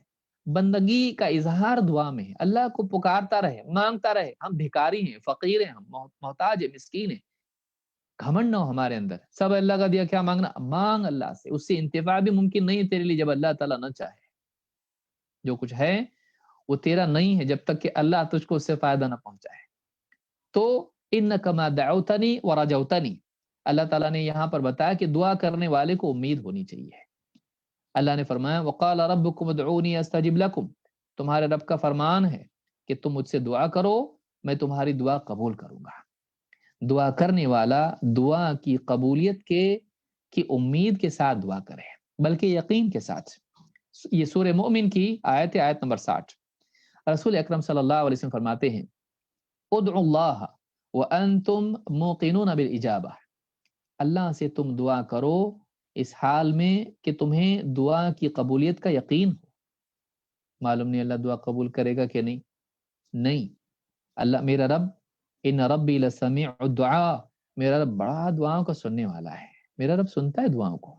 چپ کے بھی دعا کریں زکریا علیہ السلام کی طرح تو بھی سنتا ہے اللہ تعالیٰ, دل میں بھی ہو تو بھی سنتا ہے. تو دل کے حالات کو اللہ جانتا ہے. ادعوا اللہ وانتم موقنون بالاجابہ, اللہ سے اس طرح دعا کرو کہ تمہیں دعا کی قبولیت کا یقین ہو.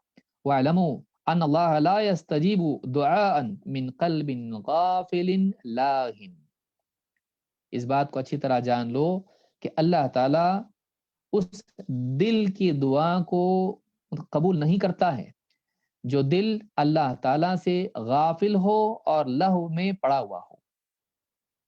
لہو کھیل تماشا, بے فائدہ چیزیں, کہ اللہ کی طرف انسان کا دھیان نہ ہو, اللہ کی طرف راغب نہ ہو, اس میں یقین نہ ہو, اور اس کے اندر غفلت ہو, اللہ سے غفلت کے ساتھ جی رہا ہے, اور دعا میں بھی غفلت ہے, کیا مانگا اس طرف دھیان نہیں, اللہ قبول نہیں کرتا ہے. تیرے پاس ادب نہیں اللہ سے مانگنے کا. اللہ سے جب مانگے اپنے پورے ظاہر و باطن کو اللہ کی طرف متوجہ کر کے مانگے, کیونکہ وہ رب العالمین سے مانگ رہا ہے, وہ بادشاہ کے سامنے ہے.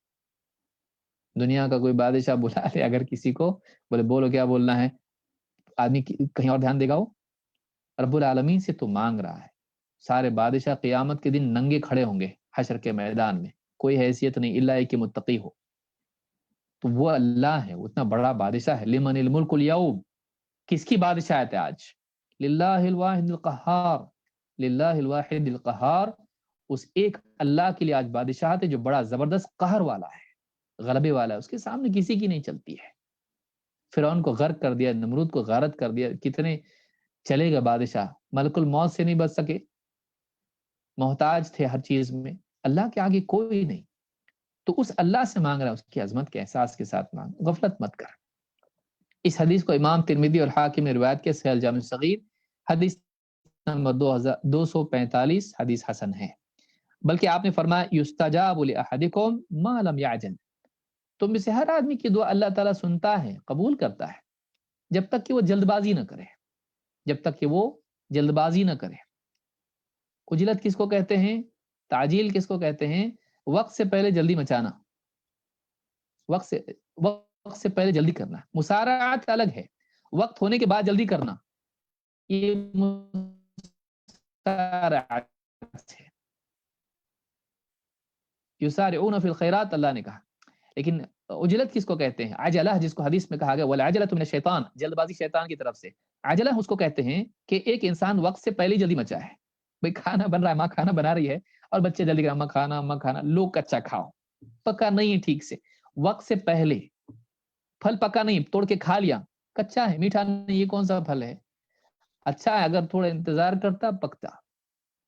تو وقت سے پہلے جلدی کرنا یہ عجلہ ہے، وقت ہو جانے کے بعد جلدی کرنا یہ اچھی چیز ہے کہ نماز کا وقت ہو گیا جلدی کیا، یہ مسارعات ہے، دونوں میں فرق ہے۔ تو جب تک کہ جلد بازی نہ کریں، جلد بازی بری چیز ہے۔ کیا ہے جلد بازی؟ یقول دعوت فلم یستجب لی، وہ دعا کرے اور کہنے لگے کہ اتنی دعا کر رہا ہوں قبول ہی نہیں ہوتی، کہ اتنی دعا کر رہا ہوں لیکن قبول ہی نہیں ہوتی ہے۔ اس طرح سے بولنا یہ جلد بازی ہے۔ تو نے اللہ سے گزارش کی ہے، حکم نہیں دیا ہے، حکم اس کی طرف سے آتا ہے، وہ مالک ہے، وہ اپنے حکم سے کرے گا، وہ جب چاہے گا کرے گا۔ تیری گزارش ہے دعا، تیری دعا جو ہے اللہ پر کسی چیز کو یہ نہیں کرتی کہ اللہ نے کرنا ہی چاہیے ایسا، وہ مالک ہے، مالک کے سامنے گزارش کی ہے، تو تیری دعا اللہ تعالیٰ قبول کرتا ہے، اور اللہ اپنی حکمت سے فیصلے نازل کرتا ہے۔ یہ نہیں کہ تو نے مانگا اور دے دیا، تو کوئی مطلب یعنی ایسا تھوڑی کہ تیرا حکم چل رہا ہے کائنات کے اندر، کائنات میں اللہ کا حکم چلتا ہے۔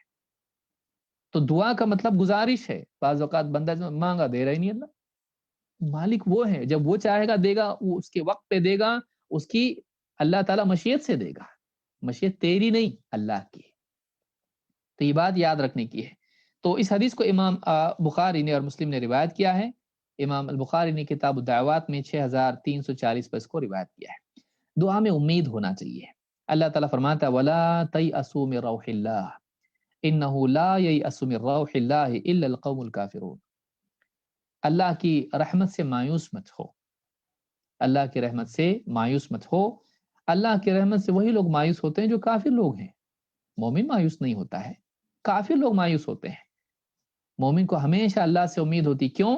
اس لیے کہ اللہ کی قدرت ہمیشہ ہے، کل تھی قدرت آج نہیں، ایسا ہوگا؟ کل اللہ کر سکتا تھا، امید تھی، آج نہیں کر سکتا اس لیے امید ختم؟ کل بھی اللہ قادر تھا، آج بھی اللہ قادر ہے۔ کل اللہ رحم کرنے والا تھا، آج نہیں ایسا ہے، آج بھی اللہ رحم کرنے والا ہے۔ کل اللہ ہمارے حالات جانتا تھا، آج نہیں جانتا، ایسا ہے، آج بھی جانتا ہے۔ پھر مایوسی کی وجہ کیا ہے؟ مایوس کیوں؟ مایوس نہیں ہونا چاہیے۔ اللہ نے کہا اللہ سے مایوس کون ہوتے ہیں؟ کافر لوگ۔ کیوں؟ اس لیے کہ اللہ کی معرفت میں ان کے نقص ہوتا ہے۔ وقت ہوتا تو اور تفصیل سے علماء کے کلام اس میں دیکھتے، لیکن وقت نہیں اتنا کہ اللہ کی رحمت سے مایوس کافر لوگ ہوتے۔ کیوں؟ اللہ کو نہیں جانتے، وہ اللہ کو ٹھیک سے، اللہ کی معرفت ان کو نہیں، اس لیے کفر میں چلے گئے۔ قتادہ رحمہ اللہ فرماتے ہیں وَلَا تَيْأَسُوا مِن رَوْحِ اللَّهِ، روح اللہ کے معنی کیا کہتے ہیں؟ اَيْ مِن رحمت اللہ، اللہ کی رحمت سے وہی لوگ مایوس ہوتے ہیں جو کافر ہیں۔ امام ابن جریر الطبری نے اس کو روایت کیا ہے۔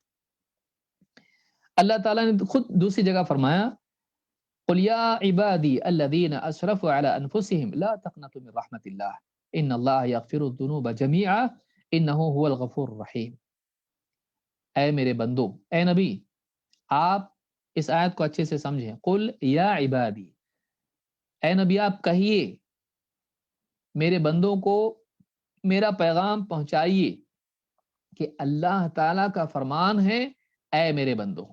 بعض لوگوں نے یا عبادی کو رسول سے جوڑ دیا، رسول کے بندے نہیں، اللہ کے بندے ہیں، لیکن پیغام رسول پہنچا رہا ہے، اللہ کا پیغام ہے کہ اے میرے بندو، یا عبادی الذین اسرفوا علی انفسہم، اے میرے بندو جو اپنے ہی خلاف حدیں پار کر گئے، جنہوں نے اپنے ہی خلاف اسراف کا ارتکاب کیا، اللہ کی حدیں پھلانگ دیں، لا تق یعنی گناہ کیے، لا تقنطوا من رحمت اللہ، اللہ کی رحمت سے تم ہرگز مایوس مت ہونا، ان اللہ یغفر الذنوب جميعا، اللہ تو وہ ہے جو سارے گناہوں کو بخش دیتا ہے، مغفرت کر دیتا ہے، انہ هو الغفور الرحیم، کیوں ایسا؟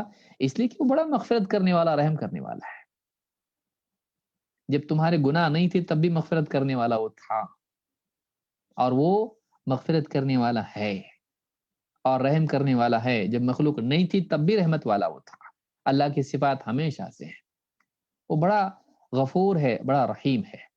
تو یہاں پہ اللہ تعالیٰ نے کن لوگوں کو امید دلائی؟ نیک لوگوں کو، آپ غور کیجئے، اور اللہ نے کتنی یعنی محبت کے ساتھ اور اللہ تعالیٰ نے کتنی رحمت کے ساتھ خطاب کیا ہے، اے میرے بندو، یا عبادی، اپنی طرف نسبت دی، ترغیب کے لیے، امید دلاتے ہوئے۔ کن لوگوں کو امید دلائی جا رہی ہے؟ جنہوں نے اپنے ہی خلاف سرکشی کی، یعنی گناہوں کا ارتکاب کیا، اپنے کو جہنم کا حقدار بنا دیا گناہ کر کے۔ اللہ کی رحمت سے مایوس مت ہونا۔ تو اللہ تعالیٰ گناہ گاروں کو امید دلا رہا ہے۔ سوچئے نیک لوگوں کے لیے اللہ کے ہاں کتنا بڑا انعام ہوگا کہ جو اللہ گناہ گاروں کو امید دلائے اپنی رحمت کی، نیک لوگوں کے لیے اللہ کی رحمت کا حال کیا ہوگا۔ اے لوگوں جنہوں نے اپنے ہی خلاف اسراف کا ارتکاب کیا، اللہ کی رحمت سے مایوس مت ہونا، موقع تمہارے لیے ابھی بھی باقی ہے، ابھی بھی امکان ہے۔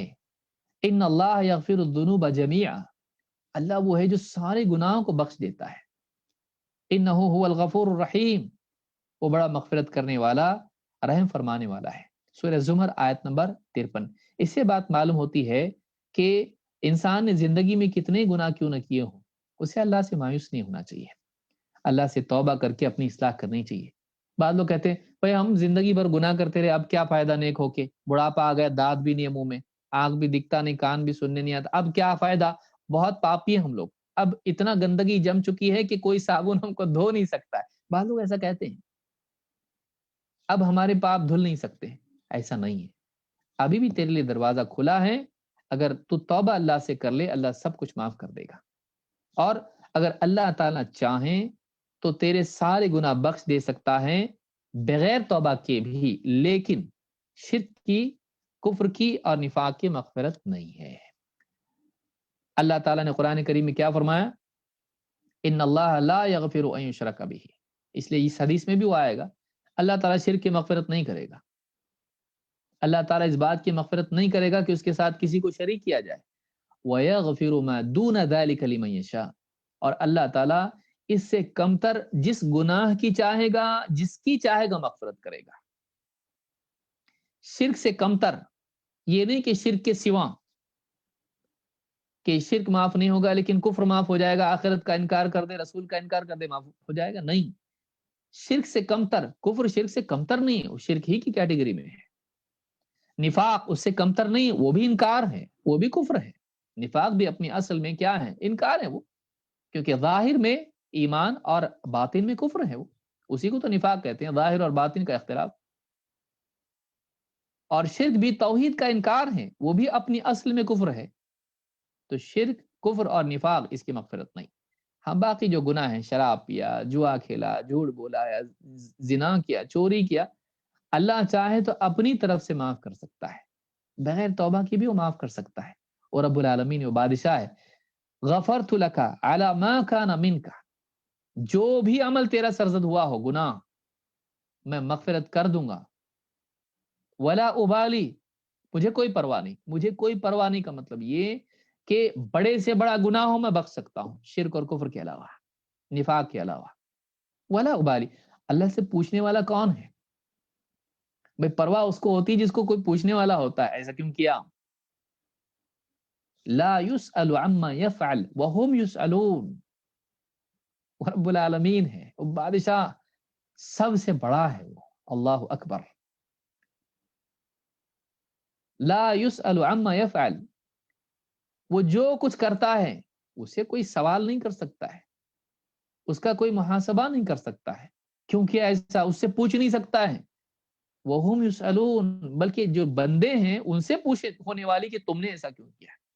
اللہ سے کوئی پوچھ نہیں کر سکتا ہے. اللہ تعالیٰ بندوں سے پوچھ سکتا ہے، ان کا حساب لے سکتا ہے، اللہ سے کوئی نہیں. وہ جو چاہے کرتا ہے. وَيَفْعَلُ اللَّهُ مَا يَشَاءُ، اللہ جو چاہتا ہے کرتا ہے. ہاں، اللہ کا ہر کام، ہر فیصلہ حکمت اور عدل والا ہوتا ہے، ظلم والا نہیں ہوتا ہے، حکمت کے خلاف نہیں ہوتا ہے. اللہ کے نبی صلی اللہ علیہ وسلم فرماتے ہیں اذا دعوتم اللہ فعزموا فی الدعاء، جب تم اللہ سے دعا کرو تو دعا میں عزم کے ساتھ مانگو، اللہ چاہیے ایسا مانگو. ولا یقولن احدکم ان شئت فاعطی، جیسے کوئی آدمی دعا کرے اللہ سے کہے اگر ہو سکے تو دینا، ایسا میری زبردستی نہیں ہے. آپ پڑوسی سے کہہ سکتے ہیں، دوستوں سے کہہ سکتے ہیں، ایسا کوئی پرابلم نہیں ہوا تو کیجئے ورنہ کوئی بات نہیں. آپ کو ایسا اللہ سے دعا نہیں کرنا اللہ مجھ کو چاہیے. اللہ سے مانگے آدمی، ضد سے مانگے آدمی، اللہ سے مطالبہ کرے اس کا. اللہ سے مانگے تو کس سے مانگیں گے ہم؟ اور اللہ کے سوا دینے والا ہے کون؟ اور کوئی چیز ایسی ہے کہ جو اللہ نہیں دے سکتا؟ تو عزم کے ساتھ مانگے آدمی، بالکل یقین اور پختگی کے ساتھ مانگے اللہ مجھ کو چاہیے یہ. ایسا نہ کہیں کہ اللہ اگر تو چاہے تو دے. چاہے تو دے میں تیرا بولنے کی کیا ضرورت ہے؟ تو چاہے گا تو خود سے دے گا، تو اللہ کو مشورہ دینے کی ضرورت کیا؟ اگر چاہے تو دے. ان شئت فاعطنی، اگر تو چاہے تو مجھے دے. نہیں بولے ایسا اللہ سے. کیوں؟ فإن اللہ لا مستکرہ لہ، اس لیے کہ اللہ تعالیٰ کو کوئی مجبور نہیں کر سکتا ہے، اللہ کے لیے کوئی رکاوٹ پیدا نہیں کر سکتا ہے.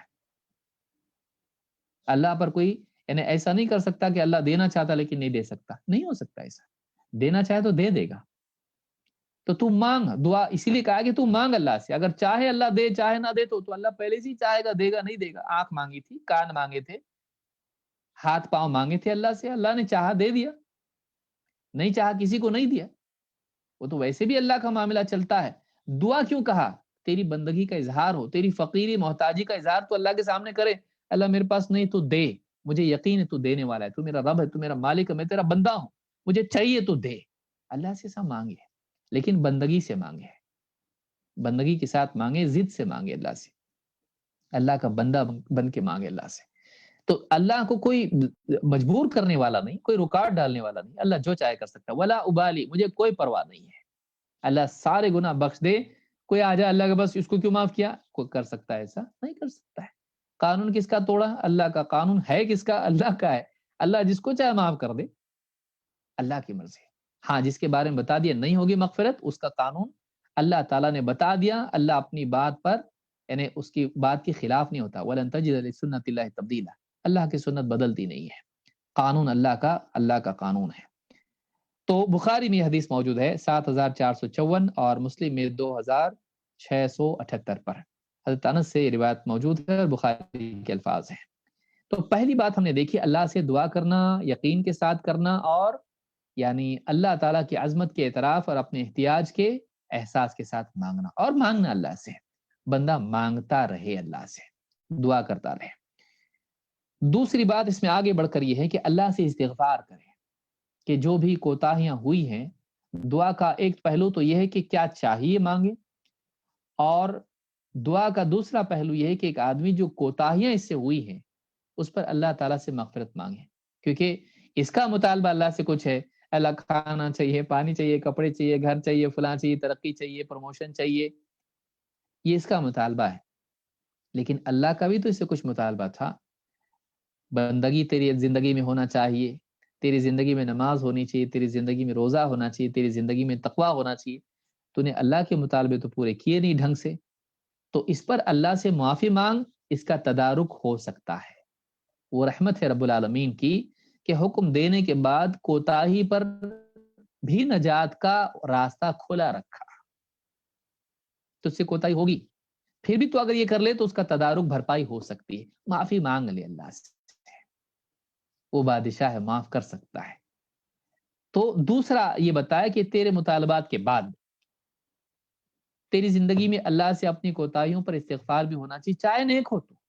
اس لیے کہا کہ وَمَن يَعْمَلْ سُوءًا، औ यज़लिम नफ्सहु सुम्मा यस्तगफिरिल्लाह यजिदिल्लाह गफूरर रहीमा। सूरह निसा आयत नंबर 110। कहा कि जो कोई बुराई कर बैठे या अपने खिलाफ जुल्म कर बैठे, अपने ऊपर जुल्म कर बैठे, सुम्मा यस्तगफिरिल्लाह, फिर उसके बाद अल्लाह से इस्तिगफार करे, मगफिरत की दुआ करे, यजिदिल्लाह गफूरर रहीमा, वो हमेशा अल्लाह ताला को मगफिरत करने वाला, रहम करने वाला पाएगा। जब कभी ऐसा कभी नहीं होगा, ऐसा कभी नहीं हुआ और ना होगा कि बंदा तौबा के औकात के बरकरार रहने के बावजूद अल्लाह से तौबा करे, इस्तिगफार करें और अल्लाह ताला उसकी मगफिरत न करे। हाँ, मौत के फरिश्ते देख के तौबा करे, अब नहीं। अजाब के फरिश्ते देख के तौबा करे, अब नहीं।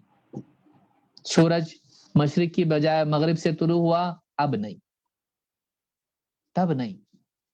लेकिन जब तक तौबा की और इस्तिगफार की कबूलियत का वक्त बाकी है और बंदा तौबा करे अल्लाह ताला से, अल्लाह उसकी तौबा जरूर कबूल करेगा। तो कहा कि जो बुराई कर बैठे किसी और के खिलाफ या अपने ही खिलाफ, बंदों पर जुल्म करें या अपने पे जुल्म करें, या छोटा गुनाह करें या बड़ा गुनाह करे और फिर अल्लाह से इस्तिगफार करे, हमेशा वो अल्लाह को मगफिरत करने वाला, रहम करने वाला पाएगा। इब्न अब्बास रज़ी अल्लाह तआला फरमाते हैं कि वमन यअमल सूअन, इस आयत की तफसीर में कहते हैं, अखबर अल्लाहु इबादहु बिहिल्मिही व अफ़्विही व करमिही व सअति रहमतिही व मगफिरतिही। अल्लाह ताला ने इस आयत में अपने बंदों को अपने हिल्म, बंदों की जहालत के बावजूद दरगुजर का मामला करना और उनके साथ अफ़्व का मामला करना, मुआफ़ी का मामला करना, करम का मामला करना, एहसान का मामला करना, और इसी तरह से उसकी वसाअत रहमत ही, उसकी रहमत की वसाअत का मामला, और इसी तरह से मगफिरत का मामला यहाँ अल्लाह ताला ने अपने बारे में बंदों को बताया है। फमन अज़नब सगीरन कान औ कबीरन, एक बंदा छोटा गुनाह करे या बड़ा गुनाह करे, सुम्मा यस्तगफिरिल्लाह यजिदिल्लाह गफूरर रहीमा, अगर बंदा अल्लाह से इस्तिगफार करें, जरूर अल्लाह ताला को मगफिरत करने वाला, रहम करने वाला पाएगा। वलौ कानत दुनूबुहु अअज़म मिनस समावाति वल अर्दि वल जिबाल, चाहे उसके गुनाह आसमान, जमीन और पहाड़ों से बढ़ के हों, इससे बड़े हों, आसमान से बढ़ जाएं, जमीन से बढ़ जाएं या फिर पहाड़ों से बढ़ जाएं, तब भी अल्लाह ताला उसकी मगफिरत फरमाएगा, छोटा हो या बड़ा, अगर सच्चे दिल से अल्लाह से तौबा इस्तिगफार करे तो। इमाम इब्न जरीर अत-तबरी रहमहुल्लाह ने अपनी तफसीर में इसको बयान किया है। बल्कि आप देखें अल्लाह की रहमत का हाल, अल्लाह ताला कुरान करीम में फरमाता है, इन्नल्लज़ीना फ़तनुल मुअमिनीन वल मुअमिनाति सुम्मा लम यतूबू फलहुम अज़ाबु जहन्नम व लहुम अज़ाबुल हरीक़। वो लोग जिन्होंने मुअमिनीन और मुअमिनात को, मोमिन मर्दों को, मोमिन औरतों को फितने में डाला और फिर तौबा नहीं की, तो फलहुम अज़ाबु जहन्नम, उनके लिए क्या है, जहन्नम का अजाब है, वलहुम अज़ाबुल हरीक़, और उन्हें झुलसा देने वाली आग का अजाब है। सूरह अल-बुरूज आयत नंबर 10। फतनुल मुअमिनीन वल मुअमिनात, ये क्या है, अजाब देना। फितना कुरान करीम में अजाब के माना में भी आता है। ज़ूक़ू फितनतकुम, जहन्नम में कहा जाएगा चखो अब अपना फितना, यानी अजाब। तो ये अजाब के लिए भी फितना आता है कि किसी को अजाब देना, इतना उसके ऊपर जुल्म करना कि वो दीन से फिर जाए। पहले जमानों में ऐसा होता था, तो ये उनके लिए फितना बन जाता था कि वो दीन पे टिके रहे कि नहीं, उनके लिए गुमराही का जरिया बन जाता था। तो कतादा रहमहुल्लाह फरमाते हैं, इन्नल्लज़ीना फ़तनुल मुअमिनीन वल मुअमिनात से मुराद क्या है, कहते हैं हर्रक़ूहुम बिन्नार, कि उन्होंने जहन्नम में यानी आग में दुनिया की डाला, कि तुम अगर अपने इस्लाम से नहीं फिरोगे तो तुम्हें आग में जलाया जाएगा। इसकी सियाक में आप देखें, मुस्तकिल वाक़या एक है, लेकिन मैं वहां अभी नहीं जाना चाहता हूँ। तो यहाँ पर आप देखेंगे बोलने की बात क्या है। यहाँ पर एक अजीब बात हसन बसरी रहमतुल्लाह अलैह ने यहाँ पर कही है। अल्लाह ताला क्या फरमा रहा है, वो लोग जिन्होंने मोमिन मर्द और मोमिन औरतों को आग में जलाया, उनके लिए दर्दनाक अजाब है, आग में जलाया और तौबा नहीं की, उनके लिए क्या है, जहन्नम का और आग का अजाब है। हसन बसरी रहमतुल्लाह अलैह फरमाते हैं, उन्जुर इला अल करमी वल हादल करमी वल जूद, دیکھو ذرا اللہ رب العالمین کے اس کرم، اللہ کی سخاوت اور اللہ رب العالمین کے جود، کرم اور جود دونوں ایک معنی میں آتے ہیں، تھوڑا بہت فرق اس میں ہے۔ اللہ کے کرم اور اس کی جود، اللہ کی سخاوت اور اللہ کی طرف دیکھو اس میں۔ قاتلوا اولیاءہ، اللہ کن سے خطاب کر رہا ہے؟ مؤمنین اور مؤمنات کو جلایا، انہوں نے آگ کا عذاب دیا، انہوں نے اللہ کے اولیاء کو قتل کیا۔ ایمان والے اللہ کے ولی ہوتے ہیں، اللہ کے اولیاء کو قتل کیا۔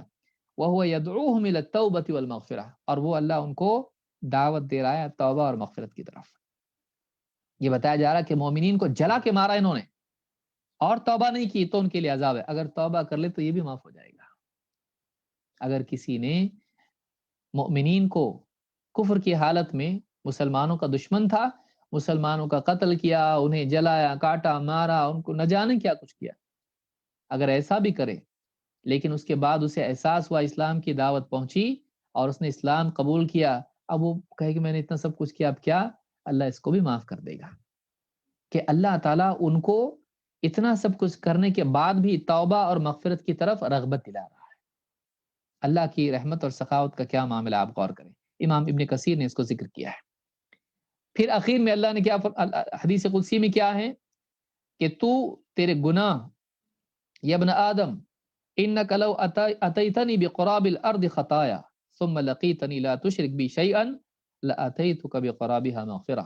اے ابن آدم، اگر تو زمین بھر کے گناہ لے آئے اور مجھ سے اس حال میں ملے کہ تو نے میرے ساتھ شرک نہیں کیا تھا تو میں تجھ سے اتنی ہی مغفرت کے ساتھ ملاقات کروں گا، میں بھی مغفرت لے کر آؤں گا۔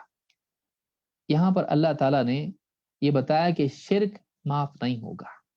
ہاں، شرک سے بچتے ہوئے اگر آدمی چاہے کتنے گناہ اس کی زندگی میں ہو، امید ہے کہ اللہ معاف کر دے۔ یہ قاعدہ یاد رکھنا ضروری ہے۔ اہل السنہ والجماعہ کا عقیدہ کیا ہے؟ ان اللہ لا یغفر ان یشرک بہ ویغفر ما دون ذلک لمن یشاء ومن یشرک باللہ فقد ضل ضلالا بعیدا۔ سورہ نساء آیت نمبر 116۔ کہا کہ یقیناً یہ بات حتمی ہے، یقینی ہے کہ اللہ تعالیٰ اس بات کی تو مغفرت نہیں کرے گا کہ اللہ کے ساتھ کسی کو شریک کیا جائے، کسی بھی چیز کو، نبی ہو، رسول ہو، فرشتہ ہو، یا پھر نیک صالحین ہو، چاند ستارے ہوں، قبریں ہوں، یا کچھ بھی ہو، جنات ہو یا فرشتے ہو، کچھ بھی ہو، اللہ تعالیٰ اس کی مغفرت نہیں فرمائے گا۔ چاہے اللہ کی ربوبیت میں ہو، اس کی الوہیت میں، عبادت میں ہو، یا پھر اس کے اسماء و صفات میں ہو، اللہ مغفرت نہیں کرے گا۔ قانون اللہ کا نہیں کرے گا، ان کے ساتھ میں، ان اللہ لا یغفر، اللہ تعالیٰ یقیناً نہیں مغفرت کرے گا، اس کی بغیر توبہ کے معاف نہیں ہوگا۔ ہاں، اگر توبہ کرے تو یہ بھی معاف ہوگا، توبہ کرے تو یہ بھی معاف ہو جائے گا۔ وَيَغْفِرُ مَا دُونَ ذَلِكَ لِمَن يَشَاءُ، لیکن اس سے کمتر اگر کوئی گناہ ہے تو اللہ تعالیٰ جس کے لیے چاہے گا اور جس گناہ کی چاہے گا مغفرت کرے گا۔ ہو سکتا ہے کسی کا اللہ تعالیٰ جھوٹ بولنا اس کو معاف کر دے اور اس کی چوری کرنے پہ اس کو عذاب دے، ہو سکتا ہے اللہ تعالیٰ جھوٹ اور چوری دونوں کو معاف کر دے، سرے سے اس کو جنت میں ڈال دے، بادشاہ ہے وہ۔ کیوں ایسا؟ تو اللہ تعالیٰ رب العالمین ہے، وہ جو چاہے، جس گناہ کی چاہے گا، اس کو معاف کر دیا، اس کو معاف نہ کرے۔ یہ آدمی جھوٹ بولتا تھا، اس کو سزا ملی، اور وہ آدمی جھوٹ بولتا تھا، اس کو معاف کر دیا۔ جس کو چاہے معاف کر دے۔ اللہ تعالیٰ حکمت والا ہے، عدل والا ہے، وہ اپنی حکمت کی بنیاد پر، اپنے علم اور اپنے عدل کی بنیاد پر جس کو چاہے گا معاف کرے گا، جس کو چاہے گا سزا دے گا۔ اس کی معافی میں فضل ہے اور اس کی سزا میں عدل ہے۔ وہ ظلم سے سزا نہیں دیتا ہے، اور وہ جب انعام دیتا ہے، معاف کرتا ہے، تو بندے کو اپنی طرف سے بڑھا کے ہی کرتا ہے۔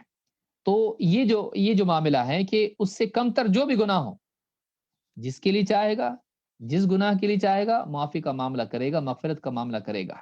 وَمَن يُشْرِكْ بِاللَّهِ فَقَدْ ضَلَّ ضَلَالًا بَعِيدًا، اور جس نے اللہ کے ساتھ شرک کیا، بہت دور کی گمراہی میں جا پڑا ہو۔ چھوٹی موٹی گمراہی نہیں ہو، بہت دور کی گمراہی میں جا پڑا ہو، اس کا آنا بہت مشکل ہے، اور اس کا صراط مستقیم سے دوری بہت زیادہ ہے، وہ بہت دور چلا گیا صراط مستقیم سے، کیونکہ اصل صراط مستقیم کی توحید ہے۔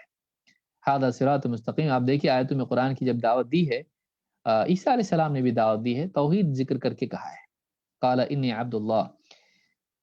हदीस में एक हदीस है जो बड़ी प्यारी हदीस है, और दो हदीसों पे अपनी बात को हम खत्म करेंगे इंशाल्लाह आज की गुफ्तगू, और दोनों हदीसें बड़ी अजीम शान हैं। अल्लाह के नबी सल्लल्लाहु अलैहि वसल्लम फरमाते हैं, इन्नल्लाह सयुखल्लिसु रजुलन मिन उम्मती अला रुऊसिल खलाइक यौमल क़ियामह। क़यामत के दिन अल्लाह ताला मेरी उम्मत में से सारे बंदों के सामने एक बंदे को लाएगा। फयंशुरु अलैहि तिसअतन व तिसईन सिजिल्लन। उसके गुनाहों की 99 दफ्तर फैला के रख दिए जाएंगे सामने। कुल्लु सिजिल्लिन मिथलु मद्दिल बसर। हर दफ्तर, रिकॉर्ड की फाइल उसकी जो होगी, इतना बड़ा दफ्तर होगा कि जहां तक निगाह उसकी पहुंचे इतने गुनाह, बड़ा पापी आदमी आया है। सुम्मा यक़ूल अतुनकिरु मिन हादा शैअन। अल्लाह ताला उससे पूछेगा, इसमें से कोई चीज ऐसी जिसका तुझको इनकार है, यानी मैंने गुनाह नहीं किया था और इसमें लिखा हुआ है। अज़लमका कतबतई अल हाफ़िज़ून। हमारे जो बिल्कुल मोहतात लिखने वाले जो फरिश्ते हैं, जो इंसान की नेकी और गुनाह लिखते हैं, उन्होंने कहीं जुल्म तो नहीं कर दिया तेरे ऊपर? फयक़ुलु ला या रब। कि नहीं मेरे परवरदिगार, मेरे रब, ऐसा नहीं है। उन्होंने मतलब अपनी तरफ से मुझ पे कुछ लिखा नहीं है, ये मेरा ही रिकॉर्ड है, मेरे ही गुनाह है। सुभान अल्लाह। फयक़ूल अफलका उज़्रुन औ हसना। अल्लाह ताला उससे पूछेगा, तेरे पास कोई उज़्र है, कोई यानी एक्सक्यूज है? गलती से हो गया, भूल गया था, ऐसा हुआ, मुझ पे जुल्म हुआ था, इसलिए किया था, गुस्से में आके कर दिया था। तेरे पास कोई उज़्र है या कोई नेकी तेरे पास है? फयक़ूलु ला या रब। कहेगा मेरा अल्लाह, मेरे मालिक, नहीं है मेरे पास। फयक़ूलु बला इन्न लका इंदना हसना। अल्लाह कहेगा बिल्कुल है, हमारे पास तेरी एक नेकी है। फ़इन्नहु ला ज़ुल्म अलैका अल-यौम। आज तुझ पे जुल्म नहीं होगा, आज तुझ पे हरगिज़ जुल्म नहीं होगा। फ़तख़रुजु बिताक़तुन फ़तुख़रजु बिताक़तुन फ़ीहा अशहदु अल्ला इलाहा इल्लल्लाह व अशहदु अन्न मुहम्मदन अब्दुहु व रसूलुहु। एक कागज़ का पुर्ज़ा, एक कागज़ की चिट्ठी निकाली जाएगी, बिताक़ा, चिट, जिस पे लिखा होगा अशहदु अल्ला इलाहा इल्लल्लाह व अशहदु अन्न मुहम्मदन अब्दुहु व रसूलुहु। मैं इस बात की गवाही देता हूँ कि अल्लाह के सिवा कोई इबादत के लायक नहीं, और मैं इस बात की गवाही देता हूँ कि मोहम्मद सल्लल्लाहु अलैहि वसल्लम अल्लाह के बंदे और रसूल हैं। उसने गवाही दी थी, वो मुसलमान था, शहादतैन का इकरार उसने किया था। फयक़ूलु उहज़ुर वज़नक। हाजिर हो जहां तेरी नेकी तुलने वाली है। फयक़ूलु या रब्बी मा हादिहिल बिताक़तु मा हादिहि सिजिल्लात। आदमी कहेगा, ऐ मेरे रब, ऐ मेरे मालिक, ये चिट्ठी, ये बिताक़ा, इतने सारे दफ्तर गुनाहों के मेरे हैं, उनके मुकाबले में अल्लाह ये क्या, मतलब क्या काम चलेगा इससे? ये तो तोला जाएगा नेकी को और गुनाहों को, तो गुनाह ही गालिब आ जाएंगे। इतने सारे गुनाह करके मैं आया हूँ, लेकिन ये एक कागज की चिट्ठी क्या उनके मुकाबले में काम आएगी? फ़क़ाल इन्नका ला तुज़लम। अल्लाह का नहीं, तुझ पर जुल्म नहीं होगा, नेकी है तो तुलेगी वो। क़ाल फ़तूदअ सिजिल्लातु फ़ी कफ़्फ़तिन वल बिताक़तु फ़ी कफ़्फ़ह। जो दफ्तर हैं 99 एक पलड़े में तराजू के, और वो एक जो नेकी थी उसकी, शहादतैन की, वो दूसरे पलड़े में। इससे मालूम है कि मीज़ान के दो किफ़्फ़तैन हैं। फ़ताशत सिजिल्लात व थक़ुलतिल बिताक़ा। कहते हैं कि जितने गुनाहों के दफ्तर होंगे वो बिल्कुल यानी हल्के पड़ जाएंगे, और गोया कि मतलब हवा में उड़ने लगेंगे। व थक़ुलतिल बिताक़ा, और वो भारी हो जाएगा एक कागज का पुर्जा या चिट्ठी जिस पर शहादतैन का इकरार हो। आपने फरमाया वला यस्क़ुलु मा इस्मिल्लाहि शै। अल्लाह के नाम के साथ, यानी अल्लाह के तौहीद के इकरार के साथ कोई चीज भारी नहीं हो सकती है। तो ये जो चीज है, इस हदीस को इमाम अहमद, तिरमिज़ी, हाकिम और बैहक़ी ने शुअबुल ईमान में इसको रिवायत किया है, और इब्न हिब्बान ने भी इसको रिवायत किया है। सहीह जामे सगीर हदीस नंबर 1776, और हदीस सही है। इस हदीस से मालूम होता है कि अल्लाह जुल्म नहीं करता है।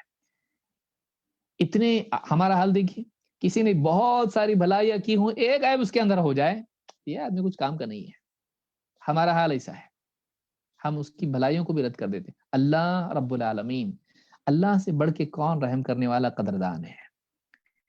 इतने सारे उसने गुनाह किए हैं, لیکن اس کی وہ ایک نیکی اس نے اخلاص کے ساتھ اقرار، ایسا ممکن ہے آخری وقت میں کیا ہو، یہ سارے پاپ تو تھے پچھلے، لیکن آج آخری وقت میں بچ کے کچھ کیا بولوں میں، اتنا اخلاص کے ساتھ بولا کہ اس کا وہ اخلاص، اس کا کلمہ اس پر بھاری آ گیا، یقین اور اخلاص کے ساتھ جو اس نے کہا سارے گناہوں پہ بھاری آ گیا، اللہ کے نزدیک قبولیت کا وزن تھا۔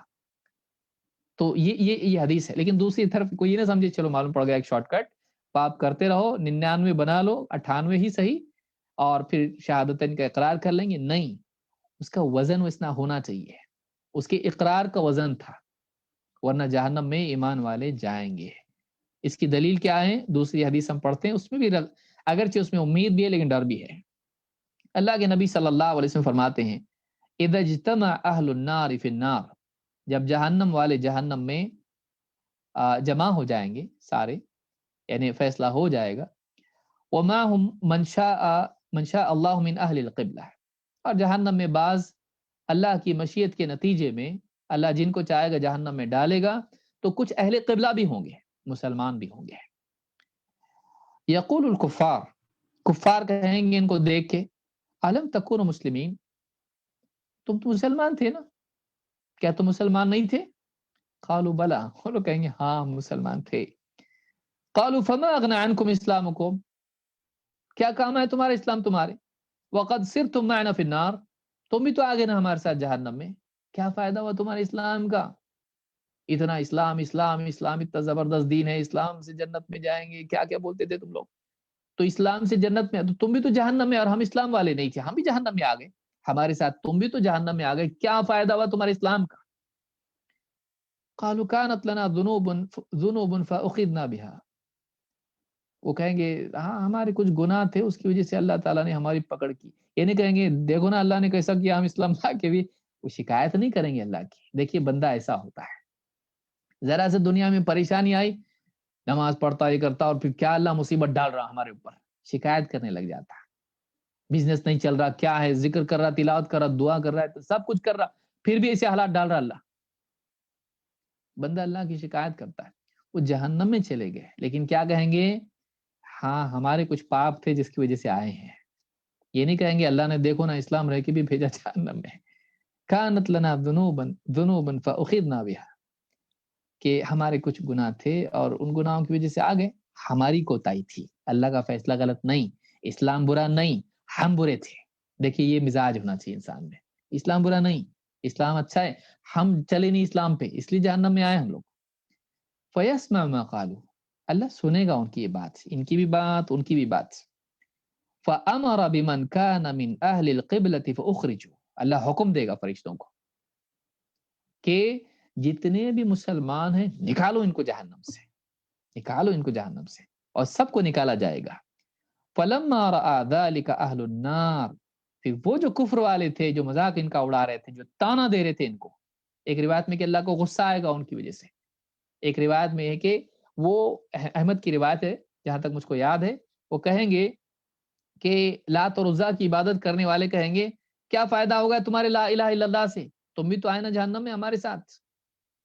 تو اللہ تعالیٰ کو ان کی اس بات پر بہت غصہ آئے گا، اور اللہ تعالیٰ حکم دے گا سارے گناہ گار مسلمانوں کو جہنم سے نکالا جائے گا۔ فَأَمَرَ بِمَنْ كَانَ مِنْ أَهْلِ الْقِبْلَةِ فَأُخْرِجُوا فَلَمَّا رَأَى ذَلِكَ أَهْلُ النَّارِ قَالُوا يَا لَيْتَنَا كُنَّا مُسْلِمِينَ فَنَخْرُجُ كَمَا خَرَجُوا، اس وقت میں کفار کہیں گے کاش کہ ہم بھی مسلمان ہوتے، جیسے ان کو نکالے نا ہم کو بھی نکالا جاتا جہنم سے، آئے لیکن نکلے بھی نا جہنم میں، آئے گناہوں کی وجہ سے، لیکن دیکھو اسلام کی وجہ سے ہی تو نکلے، ہمارے پاس بھی اسلام ہوتا کہ ہم نکالے جاتے جہنم سے، کاش کہ ہم بھی مسلمان ہوتے تو ان کی طرح ہمیں بھی جہنم سے نکالا جاتا۔ وقرأ رسول اللہ صلی اللہ علیہ وسلم الف لام را تلک آیات الکتاب وقرآن مبین ربما یود الذین کفروا لو کانوا مسلمین، سورہ حجر کی آیت نمبر 1 اور 2 اللہ کے رسول صلی اللہ علیہ وسلم نے پڑھی، کہا الف لام را، یہ آیات ہیں کتاب کی اور قرآن مبین کی، ایک وقت آئے گا کہ کفر کرنے والے تمنا کریں گے کہ کاش وہ بھی مسلمان ہوتے ہیں، ایک وقت آئے گا کہ کفر کرنے والے تمنا کریں گے کہ کاش وہ مسلمان ہوتے ہیں۔ تو یہ اسلام کی نعمت ہے اور یہ توحید کی نعمت ہے. توحید والا جہنم سے محفوظ رہے گا. اگر گناہوں کی وجہ سے گیا بھی ہمیشہ نہیں ہوگا.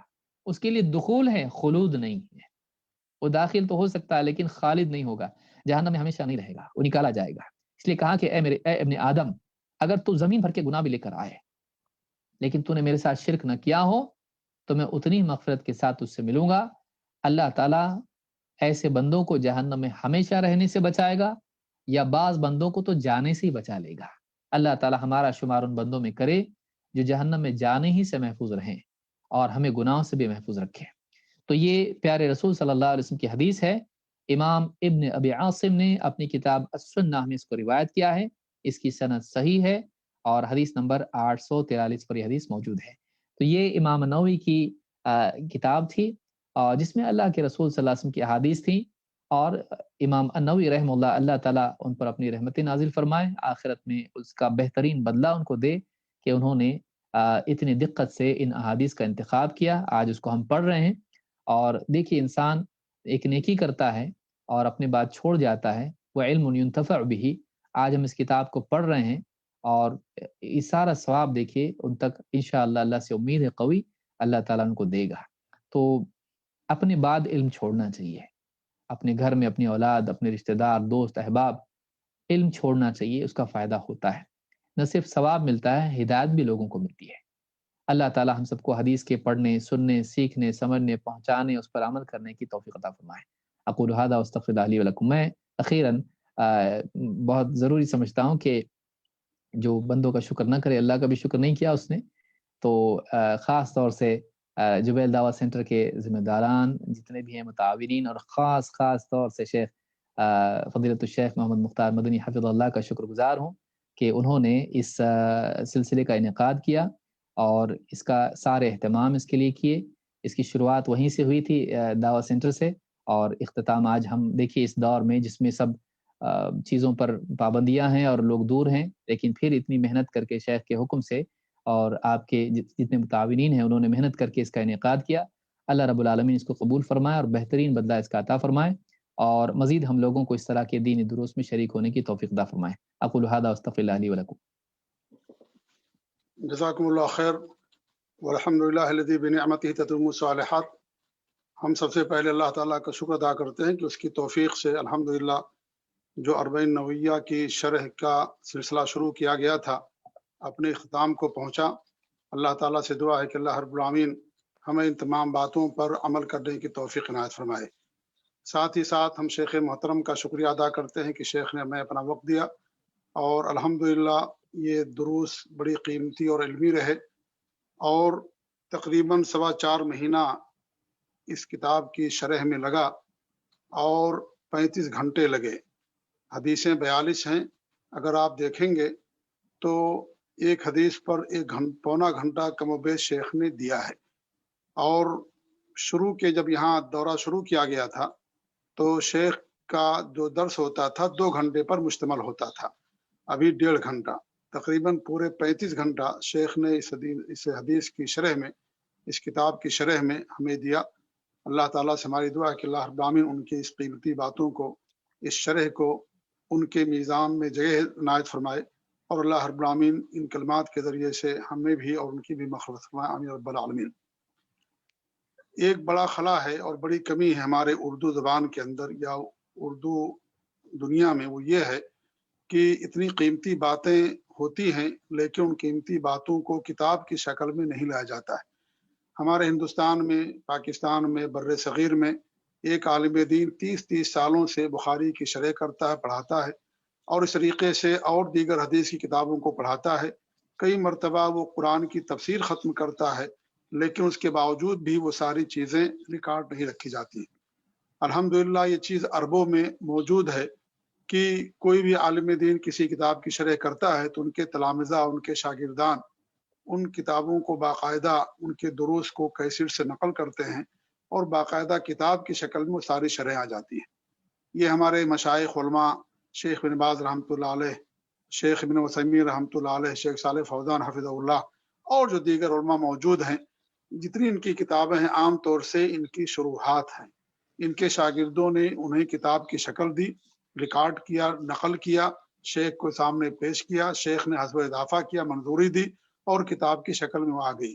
اتنی قیمتی علمی باتیں جو شیخ نے 35 دروس میں 35 گھنٹوں میں اور 21 درسوں کے اندر کیے ہیں کہ یہ کتاب خود اسلام کے اصول اور قواعد اور ضوابط پر مشتمل تھی، اور اس کے شرح کے دوران شیخ نے اتنے اصول، اتنے قاعدے، اتنے ضابطے بیان کیے ہیں جنہیں سینکڑوں کی تعداد میں جو ہے کیا جا سکتا، یعنی اتنی زیادہ الحمدللہ۔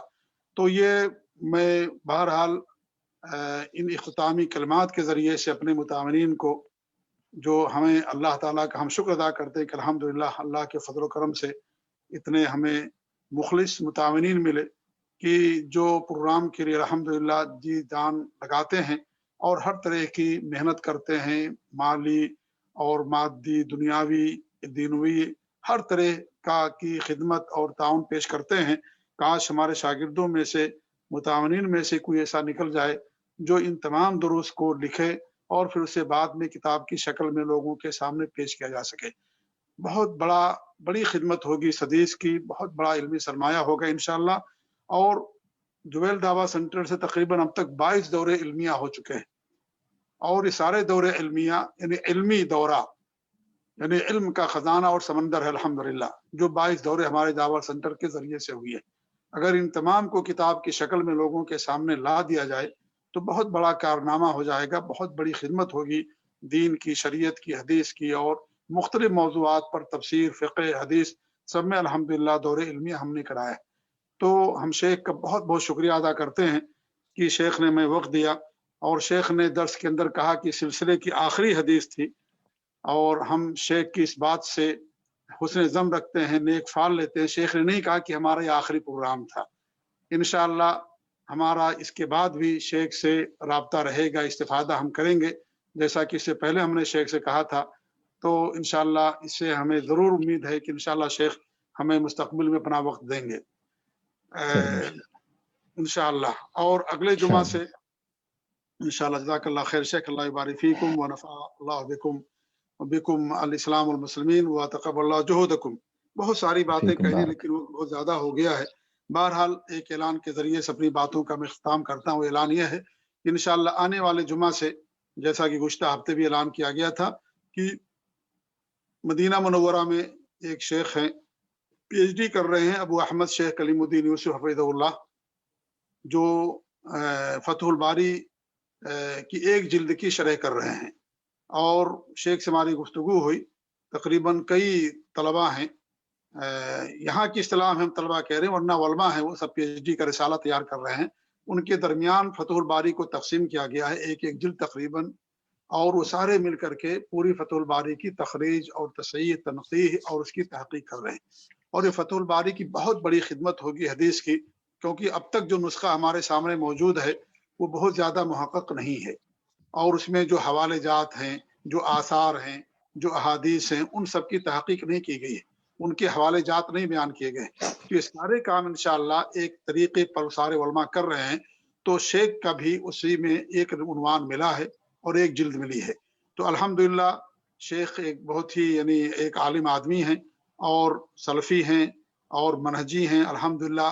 ان کے سارے دروس یا کیا نام، ان کی تحریر الحمدللہ آتی رہتی ہیں، اور جبیل دعویٰ سینٹر میں بھی وہ تقریباً 2 مرتبہ، وہ ایک تو انکار حدیث پر ان کا تھا الحمدللہ شبہات اور ازالہ، اور اس طریقے سے دارمی کا جو مقدمہ ہے، اس مقدمے کی انہوں نے شرح کی تھی بڑی تفصیل کے ساتھ الحمدللہ۔